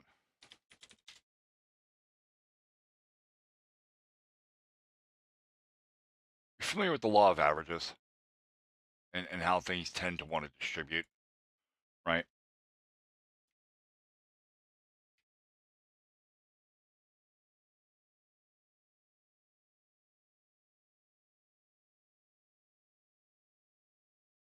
Okay. If I dropped a bucket of marbles into a hopper that's shaped like this, okay, I would actually end up with a distribution of marbles on the floor or in a container, right? That looks like this, where most marbles will kind of pile up around here, okay, and then less at the ends. Well, when you, shit, large language models like uh, learning models like that, especially for things like Google Gemini and other tools that are designed to help you write software or help you code, okay, they're trained on data. That data comes from the internet, where there is a gigantic amount of information just floating around. Okay. I mean, I'm sure all of us here have been to Stack Overflow at least once. All right. The problem is that most of the code on the internet is shit. It's shit. Okay. These are hacked out solutions to problems that should never make it to production. And that's what ChatGPT and other learning AI tools are basing their code on, is garbage code. So if we make the assumption that the internet code, right, all the code on the internet follows that same bell curve of really, really terrible code that must never be implemented and genius level code that you need a fucking uh that you need to be a mathematician to even begin understanding, and then the rest of the code on the internet kind of falls in here, right? And if the AI tools are ingesting data in these quantities, most of the code it produces is going to fall in here, which isn't great. It isn't terrible, We've got ads. but it isn't great either.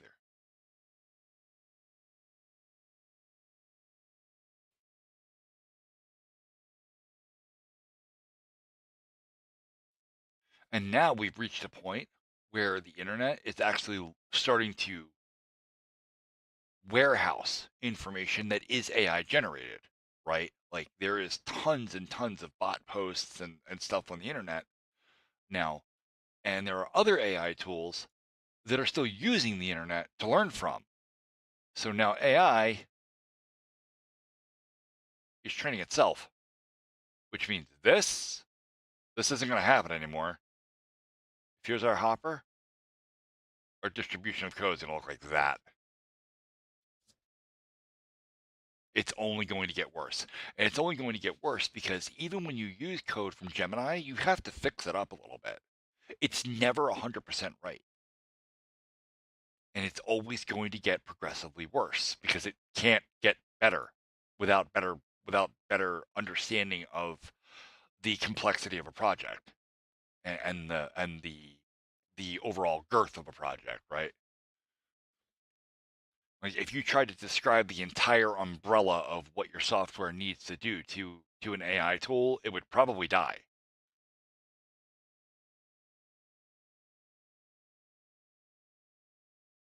You definitely should not. You should never use anything, at least not out of the box. I like to ask Gemini for its solutions for one of two reasons. Okay. One, because sometimes I'm just stuck. Sometimes I'm stuck and I want to see if the tool will give me an idea of something that might work better. This almost never works. The other thing I do is we have Discord. Okay. Here's our Discord server. All right. I have a software forum here where I sometimes post code challenges.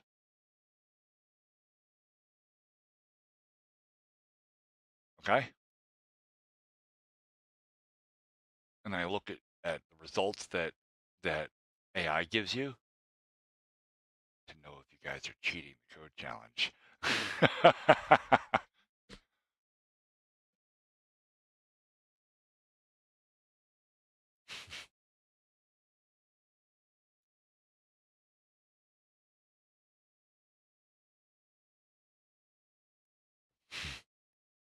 Yeah, no worries, man. I'm always glad to help people out.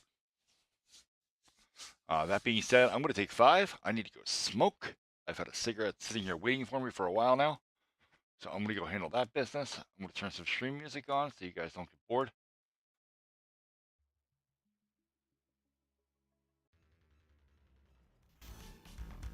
That was loud. There we go. Space lasers. All right, chat, and I'll be right back.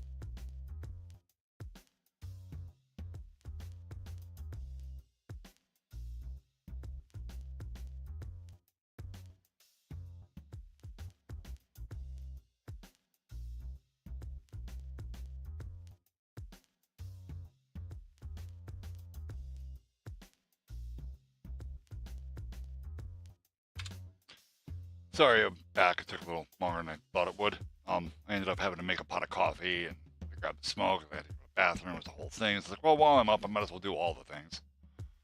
So, you're still here. Jeez, awesome. That's dope. Yeah. Oh, now you said food. Now I'm fucking hungry. God damn it. All right. All right, let's look at my StreamerBot beta code, which is going to make a little bit of an issue running two StreamerBots. Okay. So what I'm going to do is I'm going to go to my actions, and I'm actually going to disable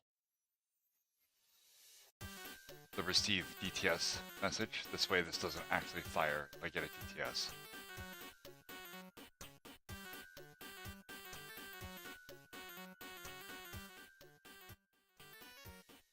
Okay, we turn that down a little bit.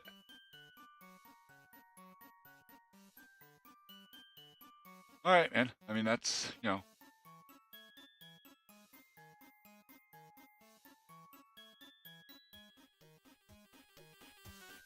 Okay, so this is what's firing.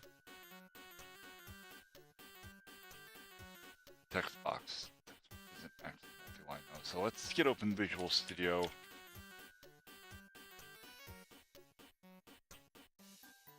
I just need, this will work fine. Oh yeah, I actually want to show this off real quick before I get into this. I wrote a tool, right? Because writing regular expressions to process text is kind of a pain, right? It's a pain to test. So I wrote this cool test software, right? Where you can take any regex pattern, so we'll say word boundary, and then any word matching match once or more, and another word boundary, right? And honestly, that literally matches any word that doesn't contain numbers in it. And even then, it'll match any word that doesn't contain numbers because it has to be a boundary, all letters, at least one, and then another boundary. So if I say GL65, this should not match. If I test, it does match. Put it. Put it. Okay.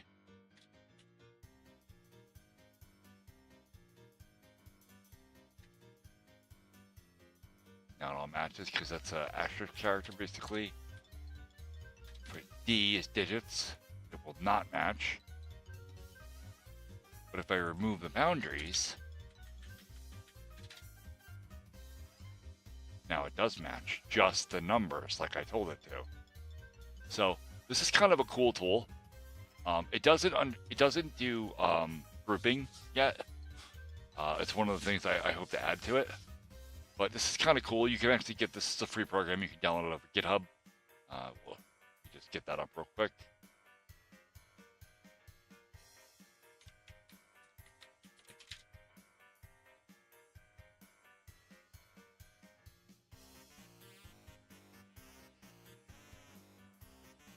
Let's paste that in here. You can go down to releases right here and just click this. And you can download the source code and compile it yourself with Visual Studio, or you can just download a pre-built binary, which is just a zip file. You just unzip it and it works. And that's this tool right here. It does replacing too if you want to test pattern replacements. So if I want to replace every instance of the word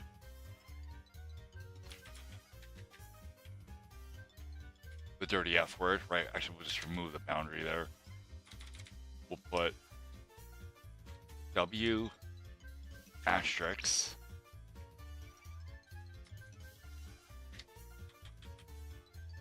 and then again W asterisk and a boundary. If I write go self and I replace it with fluff. Test and it says go fluff yourself. So again, this doesn't serve any real functional use.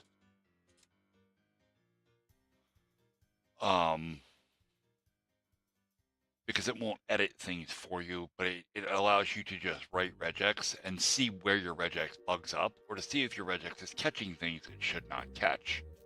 Like I could take things out of text here, out of chat, and I could just paste it right in the input string and test, and it did not trigger anything in here. Which tells me, you know,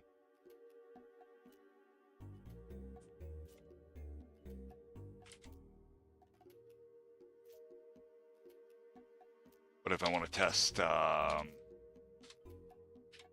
can actually show you some of the regex that I use.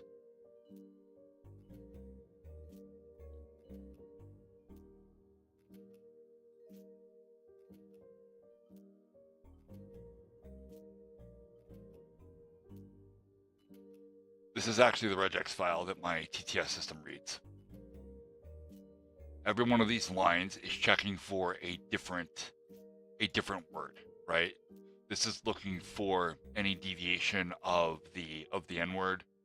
This is the anagram for without papers. This is the very not nice way to refer to Jewish people of Russian descent.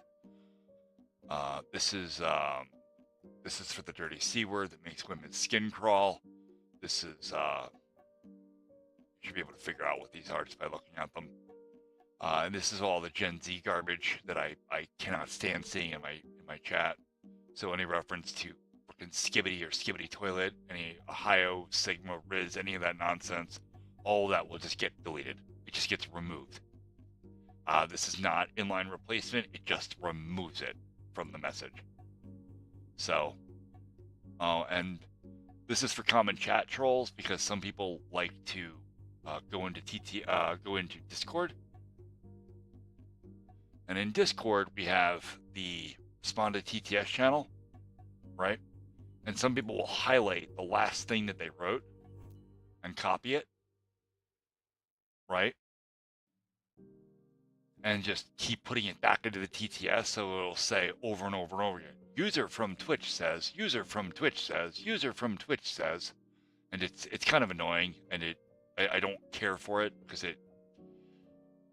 the idea of TTS is for chat to be able to integrate themselves as an audio component of the stream, because chat is not saved. We've got ads. We got ads. We've got ads. Oh, it comes up twice because I have two versions running. That's funny.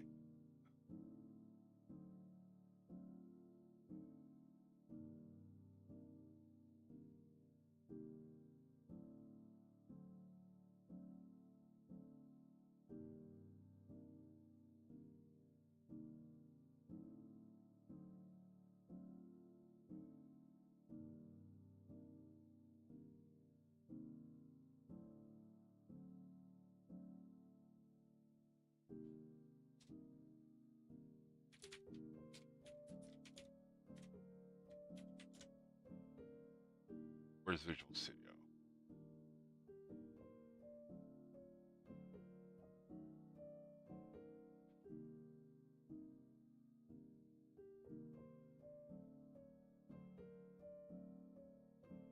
Yeah, no worries, dude. That's literally what I do here. If you notice right below the stream here, there's the title right there. Oh, it's actually not there. It's supposed to be. My bad. Let me just add it. Q&A. That's what we do. Done. Yeah, that was meant to be there. I forgot to put it in when I changed the stream title earlier. I just need to see. This is. I need to get into the designer code.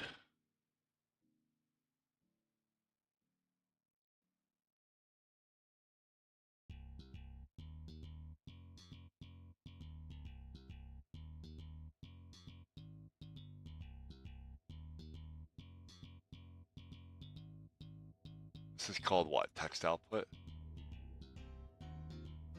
Yeah, text output. So define text output here.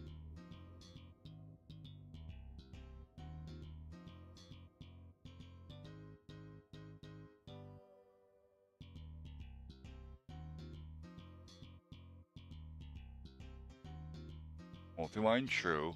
Scroll bars, scroll bars vertical.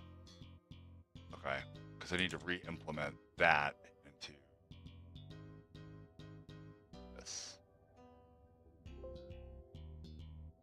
say text message.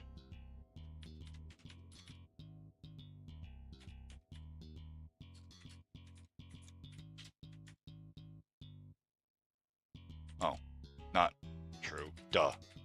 This takes an enum, so we'd say scroll bars dot vertical. Smartest thing to do would be to just copy that and eliminate the potential for typos. But then also size.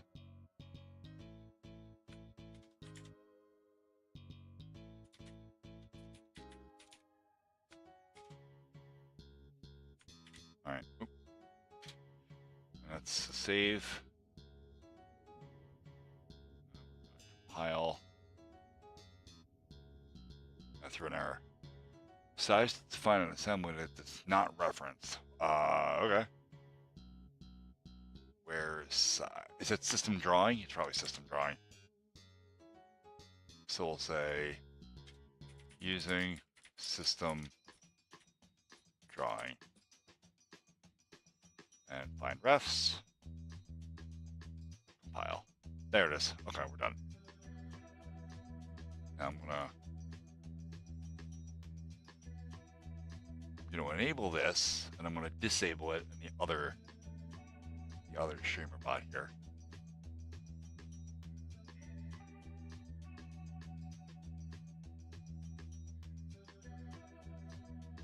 I'm gonna go into Twitch. Wrong thing. I don't want this. I'm gonna unpause redemptions for the TTS system.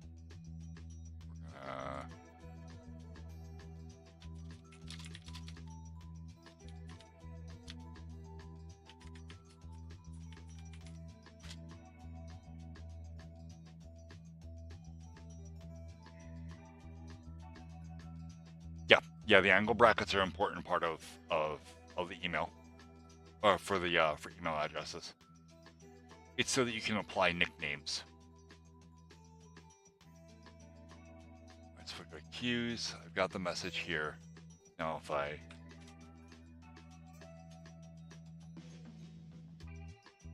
neat, it didn't even try to fire it.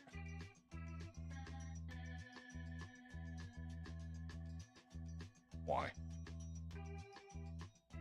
Play. Control 9.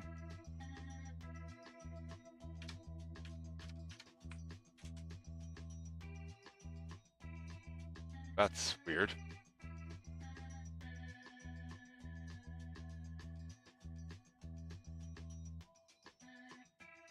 It's okay. It's not required. It depends on how the address is set up, right?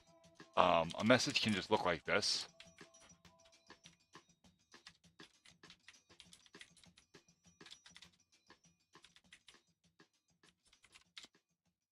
Okay. But if you want to apply a nickname to the email, you have to wrap it in brackets and then quote the email address.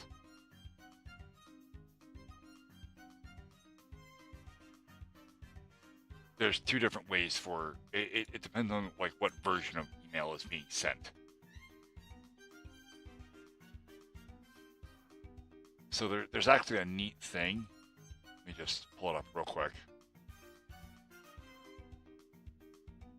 RFC's email.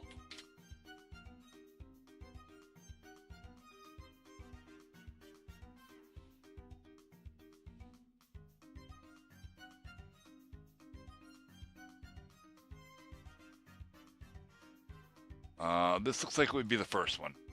Okay. This is called an RFC, or a request for comments. Okay. This is basically the technical documentation for how most things in technology are built.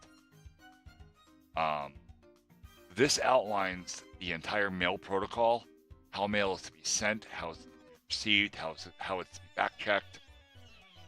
This is pretty dense data, though. 100%. This is it's not for the faint of heart, but everything in there will describe exactly how to talk to an email server, right? See this? This is the actual text that is sent to an email server when a client connects to that email server. Okay? And again, this is in transmission, so when you're sending an email, the very first thing you say is hello. Not even kidding you.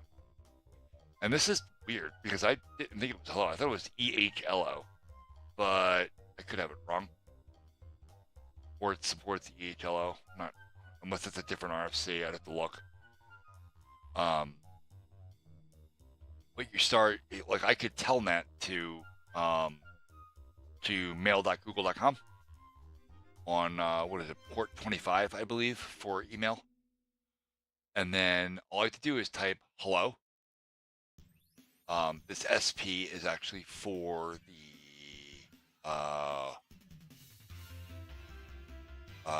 forget what SP stands for. And then the domain, which would be gmail.com, and then CRLF, or a character return plus line feed, okay, which you can satisfy with just the enter key on your keyboard. That's fine. There's a bunch of other shit that goes in here, but when you're done, you say quit. Again, with that, you must press enter, and it must send the enter, which Telnet does. So that would be fine. The problem is you can't actually do this with Telnet because of the way backchecking works, which is, I'm not sure if it would be described here, if it's in a later RFC. I've not actually read these. I just know how email works. Email servers do backwards domain lookups so that you can't send bullshit emails from bullshit domains, because you can write PHP scripts to send emails. So an email server will, in most cases, actively look to see if a domain is legit and if that email address is real before it will deliver the mail. And if it isn't, it usually ends up in your spam folder. Yeah, RFCs are really dense, man. Like this, if you're just getting into technology, don't read this shit. Don't. I was 5 years into development and still didn't read these fucking things because they are incredibly dense. These are essentially design documents for the lowest levels of technology. And there are RFCs for everything. These are just the email ones, right? Like I used to go to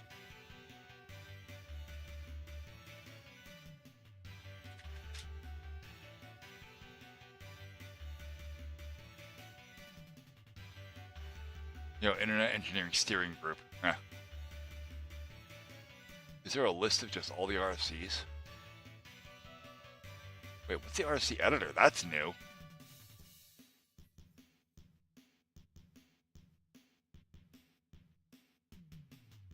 Note that the parts that make up the RFC editor function and their roles are defined in RFC 9280, because of course they are. They wrote a document that is a spec sheet on the tool they use to define how these documents are written. It's a lot. There are literally tens of thousands of RFCs. Because they're additive, right? So like email is not on version 1, clearly.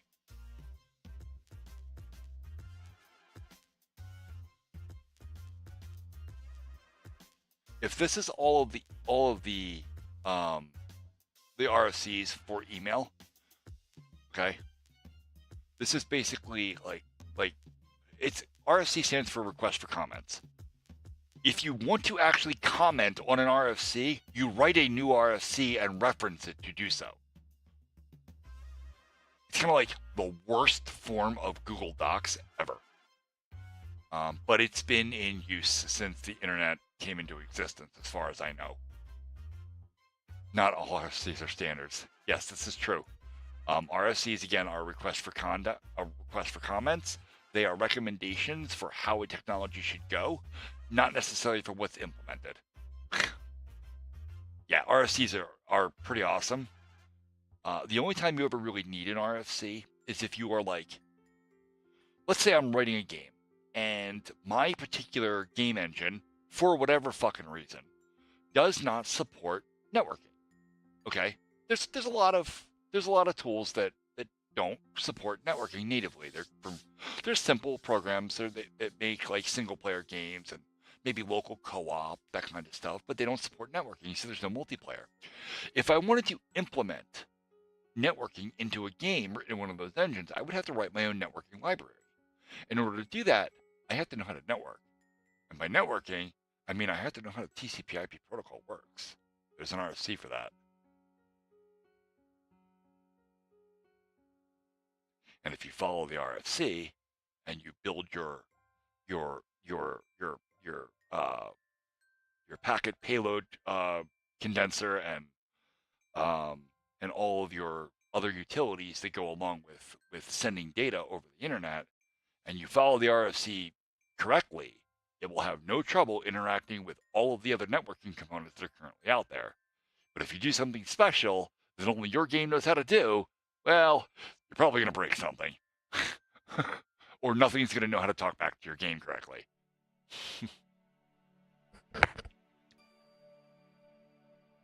Now, I say that because the RFCs are there, but again, RFCs are not standard. So just because it's in the RFCs doesn't mean it's the way it does work. There is a separate standards thing for pretty much everything, and they are not centrally located, unfortunately. So like, if I wanted to look up TCP IP standards, you would not get that from the ETIF. You would get it. That would actually work. University of Pittsburgh, or from IBM. IBM would probably be the place to get it. I'm pretty sure IBM invented TCP/IP. I'm pretty sure. Don't quote me on that. But this shows you. This is the OSI model. Actually, never mind. It's not how packets are built. Transport, network interface. Like, yeah, again, this is all really dense shit, but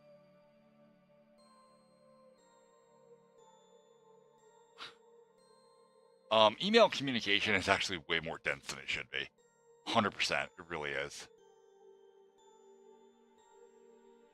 I didn't find anything on the case numbers, no. But that doesn't mean that there's nothing to find. It just means it may not be listed yet. Or Google hasn't indexed that stuff yet. Like, all that takes time, right? You said you're going to leave it alone.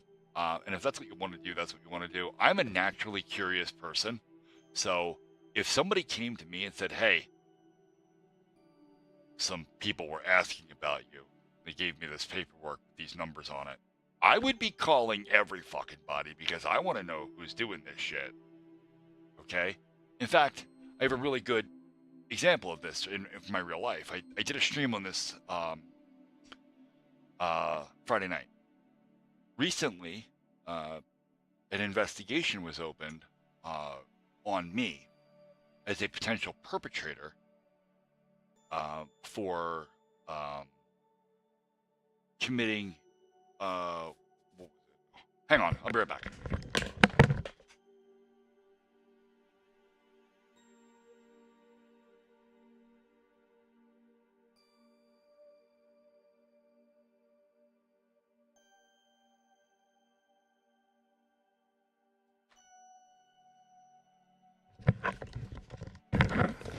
All right, I have this cool binder where I keep all my information.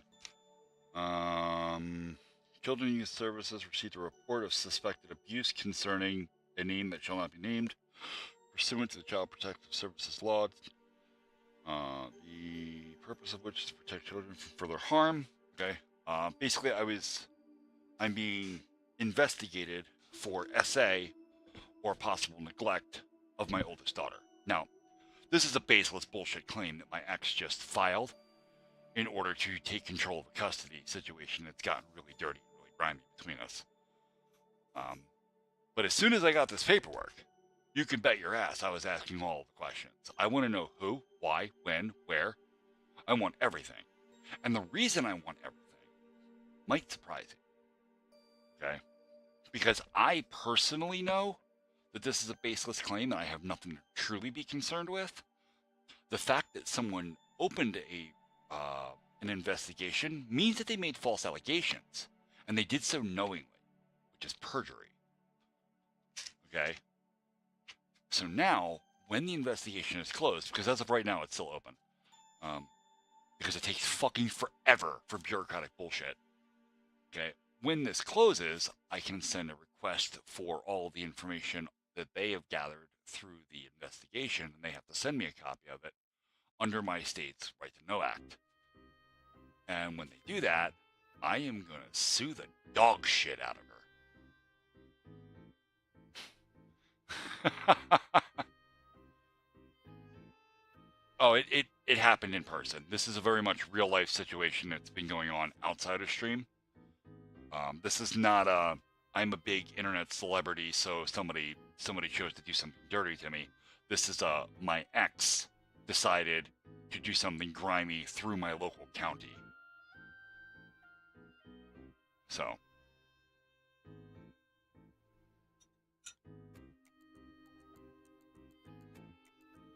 But again, the point there is that I want all of the information. All of it. I want to know everything.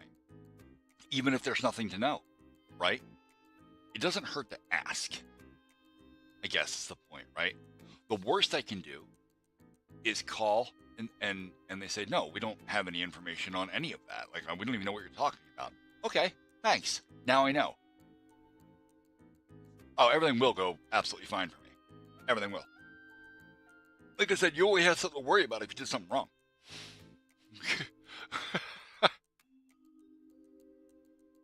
And the only thing I'm wrong, the only thing I'm actually guilty of, that I'm 100% guilty of, is being a fucking cool-ass dad.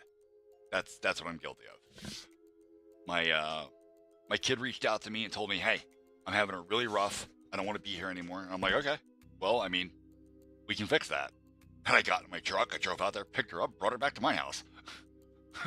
I'm legally allowed, so. Anyway, it pissed off my ex quite a bit. To the tune of, she called the cops, she called Children and Youth, she filed for emergency custody, like it was a whole fucking debacle. And unfortunately now, because of the way everything worked out, I'm probably not going to see her again until her 18th birthday, which is in like 2 months. So, a little bit sad until then, but that's fine. On her 18th birthday, we will reconvene. And the only reason it's going to, I have to wait till her 18th birthday, it's not that anything horrible happened that I have to wait. It's that it's only 2 months away, and it will take longer than that for paperwork to finish going through the court system for me to even get a custody date. Like, at this point, filing is fucking moot. So,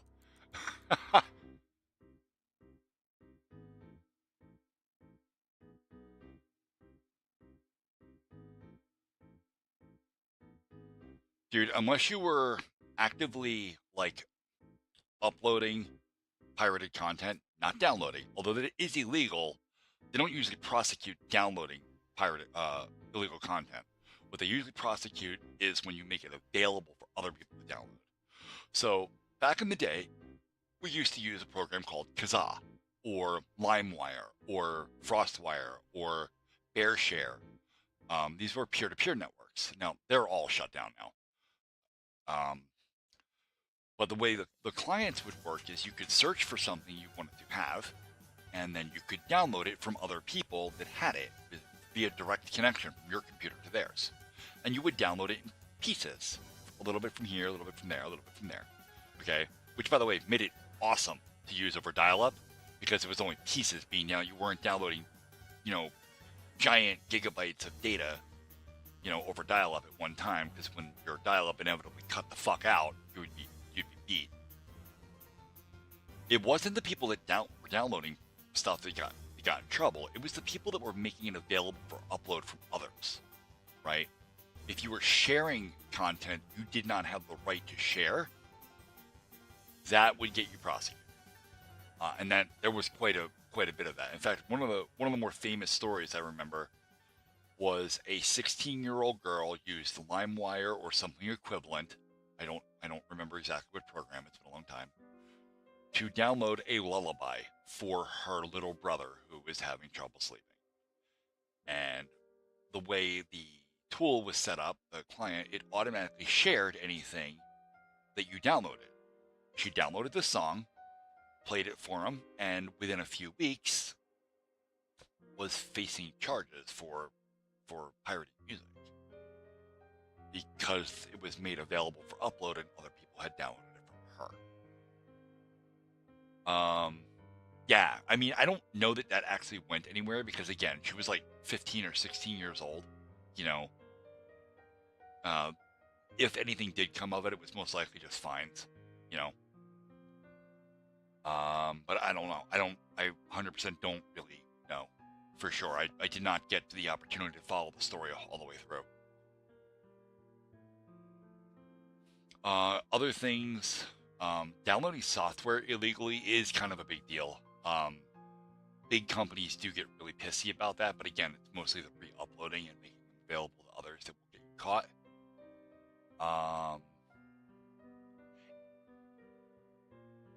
I wouldn't say it sucks, right? So I used to think that a long time ago when I first started using the internet, and again, I have, involved knowledge of how all these things work because I use them. And I use them for illegitimate purposes, which is, 100% my bad. But I did that because I was poor. Because I was poor and I wanted to learn how these tools worked. I wanted to use them because I had great aspirations to do cool things. And what I was doing is commonly referred to as stealing. So I've actually deleted anything. Well, I don't even have a computer anymore, but on my current rig here and the rig before it and for the last several years, I don't download or pirate anything. And it's become incredibly important to me now because of this. This is my game. I'm still working on the store page, so yeah, give me time on that. But this is my entry in Steam. This is for my game, and I understand that I'm only going to charge like $10 for this game. Like, that's it. So if you download it illegally, you are robbing me of the $10 for that download. But it's more than that, because it's not just the $10. When you take the game from me, I'm also enabling Steam's remote local play. So if you buy the game, you could play the game with anybody over the internet, and they don't need to buy the game. They can just play with you like they're sitting next to you. Okay, and you can invite people to play. It's a very, very cool thing that Valve rolled out with a while ago. So now that's 2 copies of the game that I don't have. But now if you make copies of the game or make the method of piracy available to other people and they do it, this continues to take income from me and from my family, $10 at a time. Doesn't seem like a lot, but I don't make a lot of money. In fact, right now, I'm not making any money. I'm making money on my stream, and it's abysmal. I'm 100% honest with you. We're going to be thoroughly transparent here about my revenues. We're going to go to analytics, earnings. I've made $34.86 this month streaming. That's it. That's my income from everything I do on my computer all day. The TTS system that I've written, the second TTS system that I'm still writing and it's broken, the web server that I'm deploying so that Twitch will identify my game properly, the streaming countless hours a day, or a night rather, which I missed a lot because I had a lot of personal shit happen right here.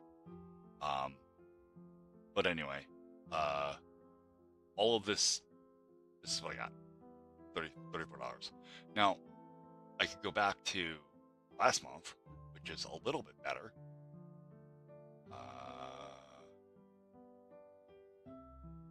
Yeah, $201. Month before that, $84. Oh no, I'm sorry, this is by week, right? June 18th? No, it's by month. $392. I did pretty well there. May, $134. Nothing. I've only been monetized since May. So, yeah, there's a compounding effect that starts when you start pirating stuff. And then you, again, making that stuff available to other people that now have no need to purchase it. And I don't think I'm asking a whole lot of money here, right? Like, the game's $10, and I'm pouring my soul into making this thing. Like, it's $10. Come on. And it's not going to be $10 everywhere. It's going to be $10 in the United States. In other countries, it's probably cheaper. Look at you, Brazil. So,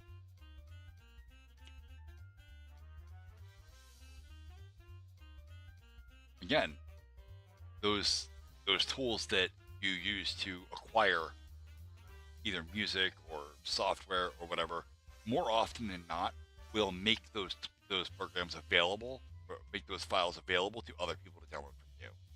This is particularly true of torrent programs and stuff like that, where you can seed the files that you download for others to download from you.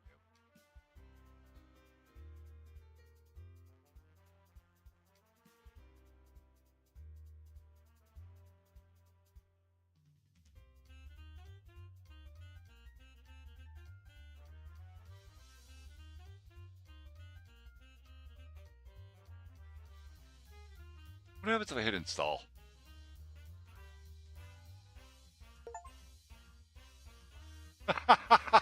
It was instant because there's nothing there.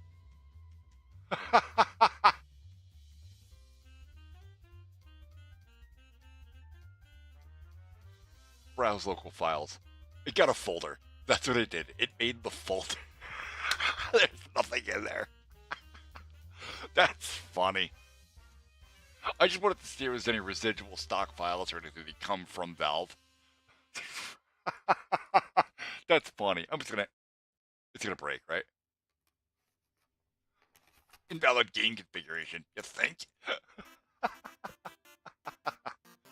That's funny. So the play button lights up based on the existence of a folder in the Steam common directory. That's fucking hilarious. I learned something today. I had no idea that that's how it worked.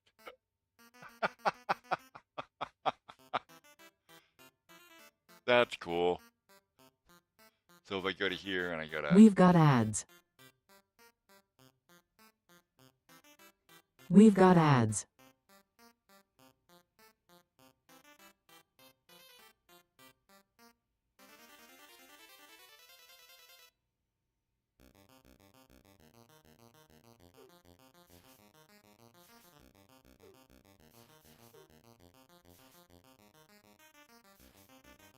He does, he just deletes the folder. What's this? What is Susie? What? This isn't my game.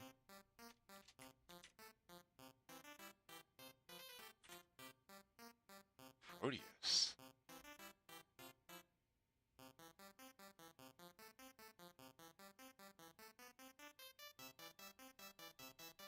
It's the emulator.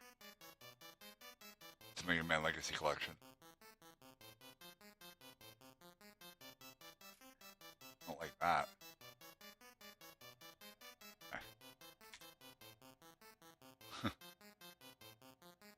Yeah, I learned something new every day. That's cool.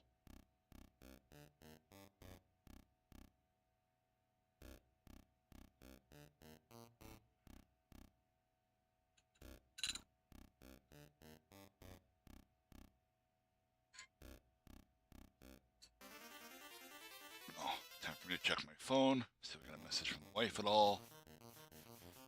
Yep.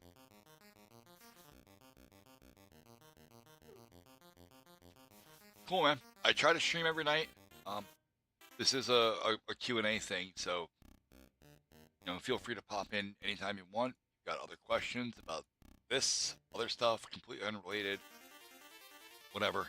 I've been in software development for over 20 years. I'm pretty well experienced. I'm still not comfortable calling myself a master programmer, except in Perl. Perl, I'm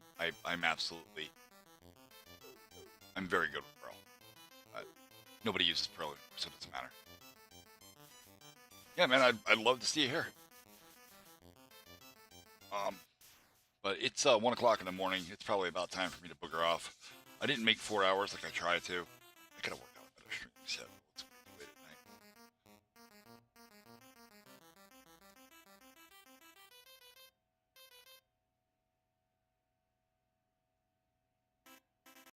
All right. That's the end of the music. Well, thank you everybody for joining me this evening, and I will see you all tomorrow night. Hopefully earlier than 10 p.m. I don't know. I gotta talk to the wife. I don't know what the hell I'm gonna do here. But I need to get streaming earlier again. So, good night. I'll see you all tomorrow. Oh, is there soccer practice tomorrow?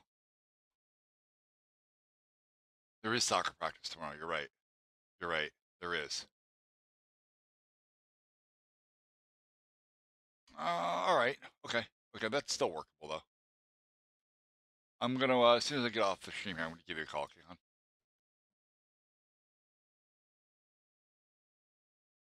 Yeah, that's what I was thinking. Probably by about 8.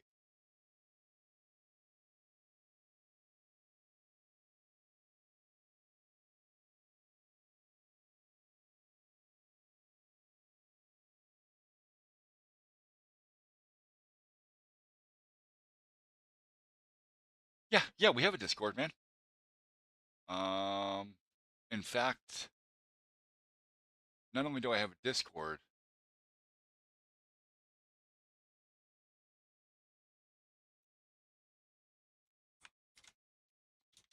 I actually have 2. But this is the one for this community. Um,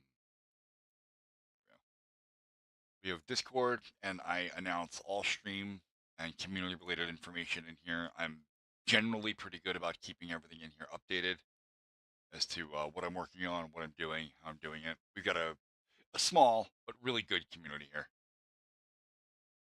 Yeah, Twitch notifications can be slow and kind of shitty.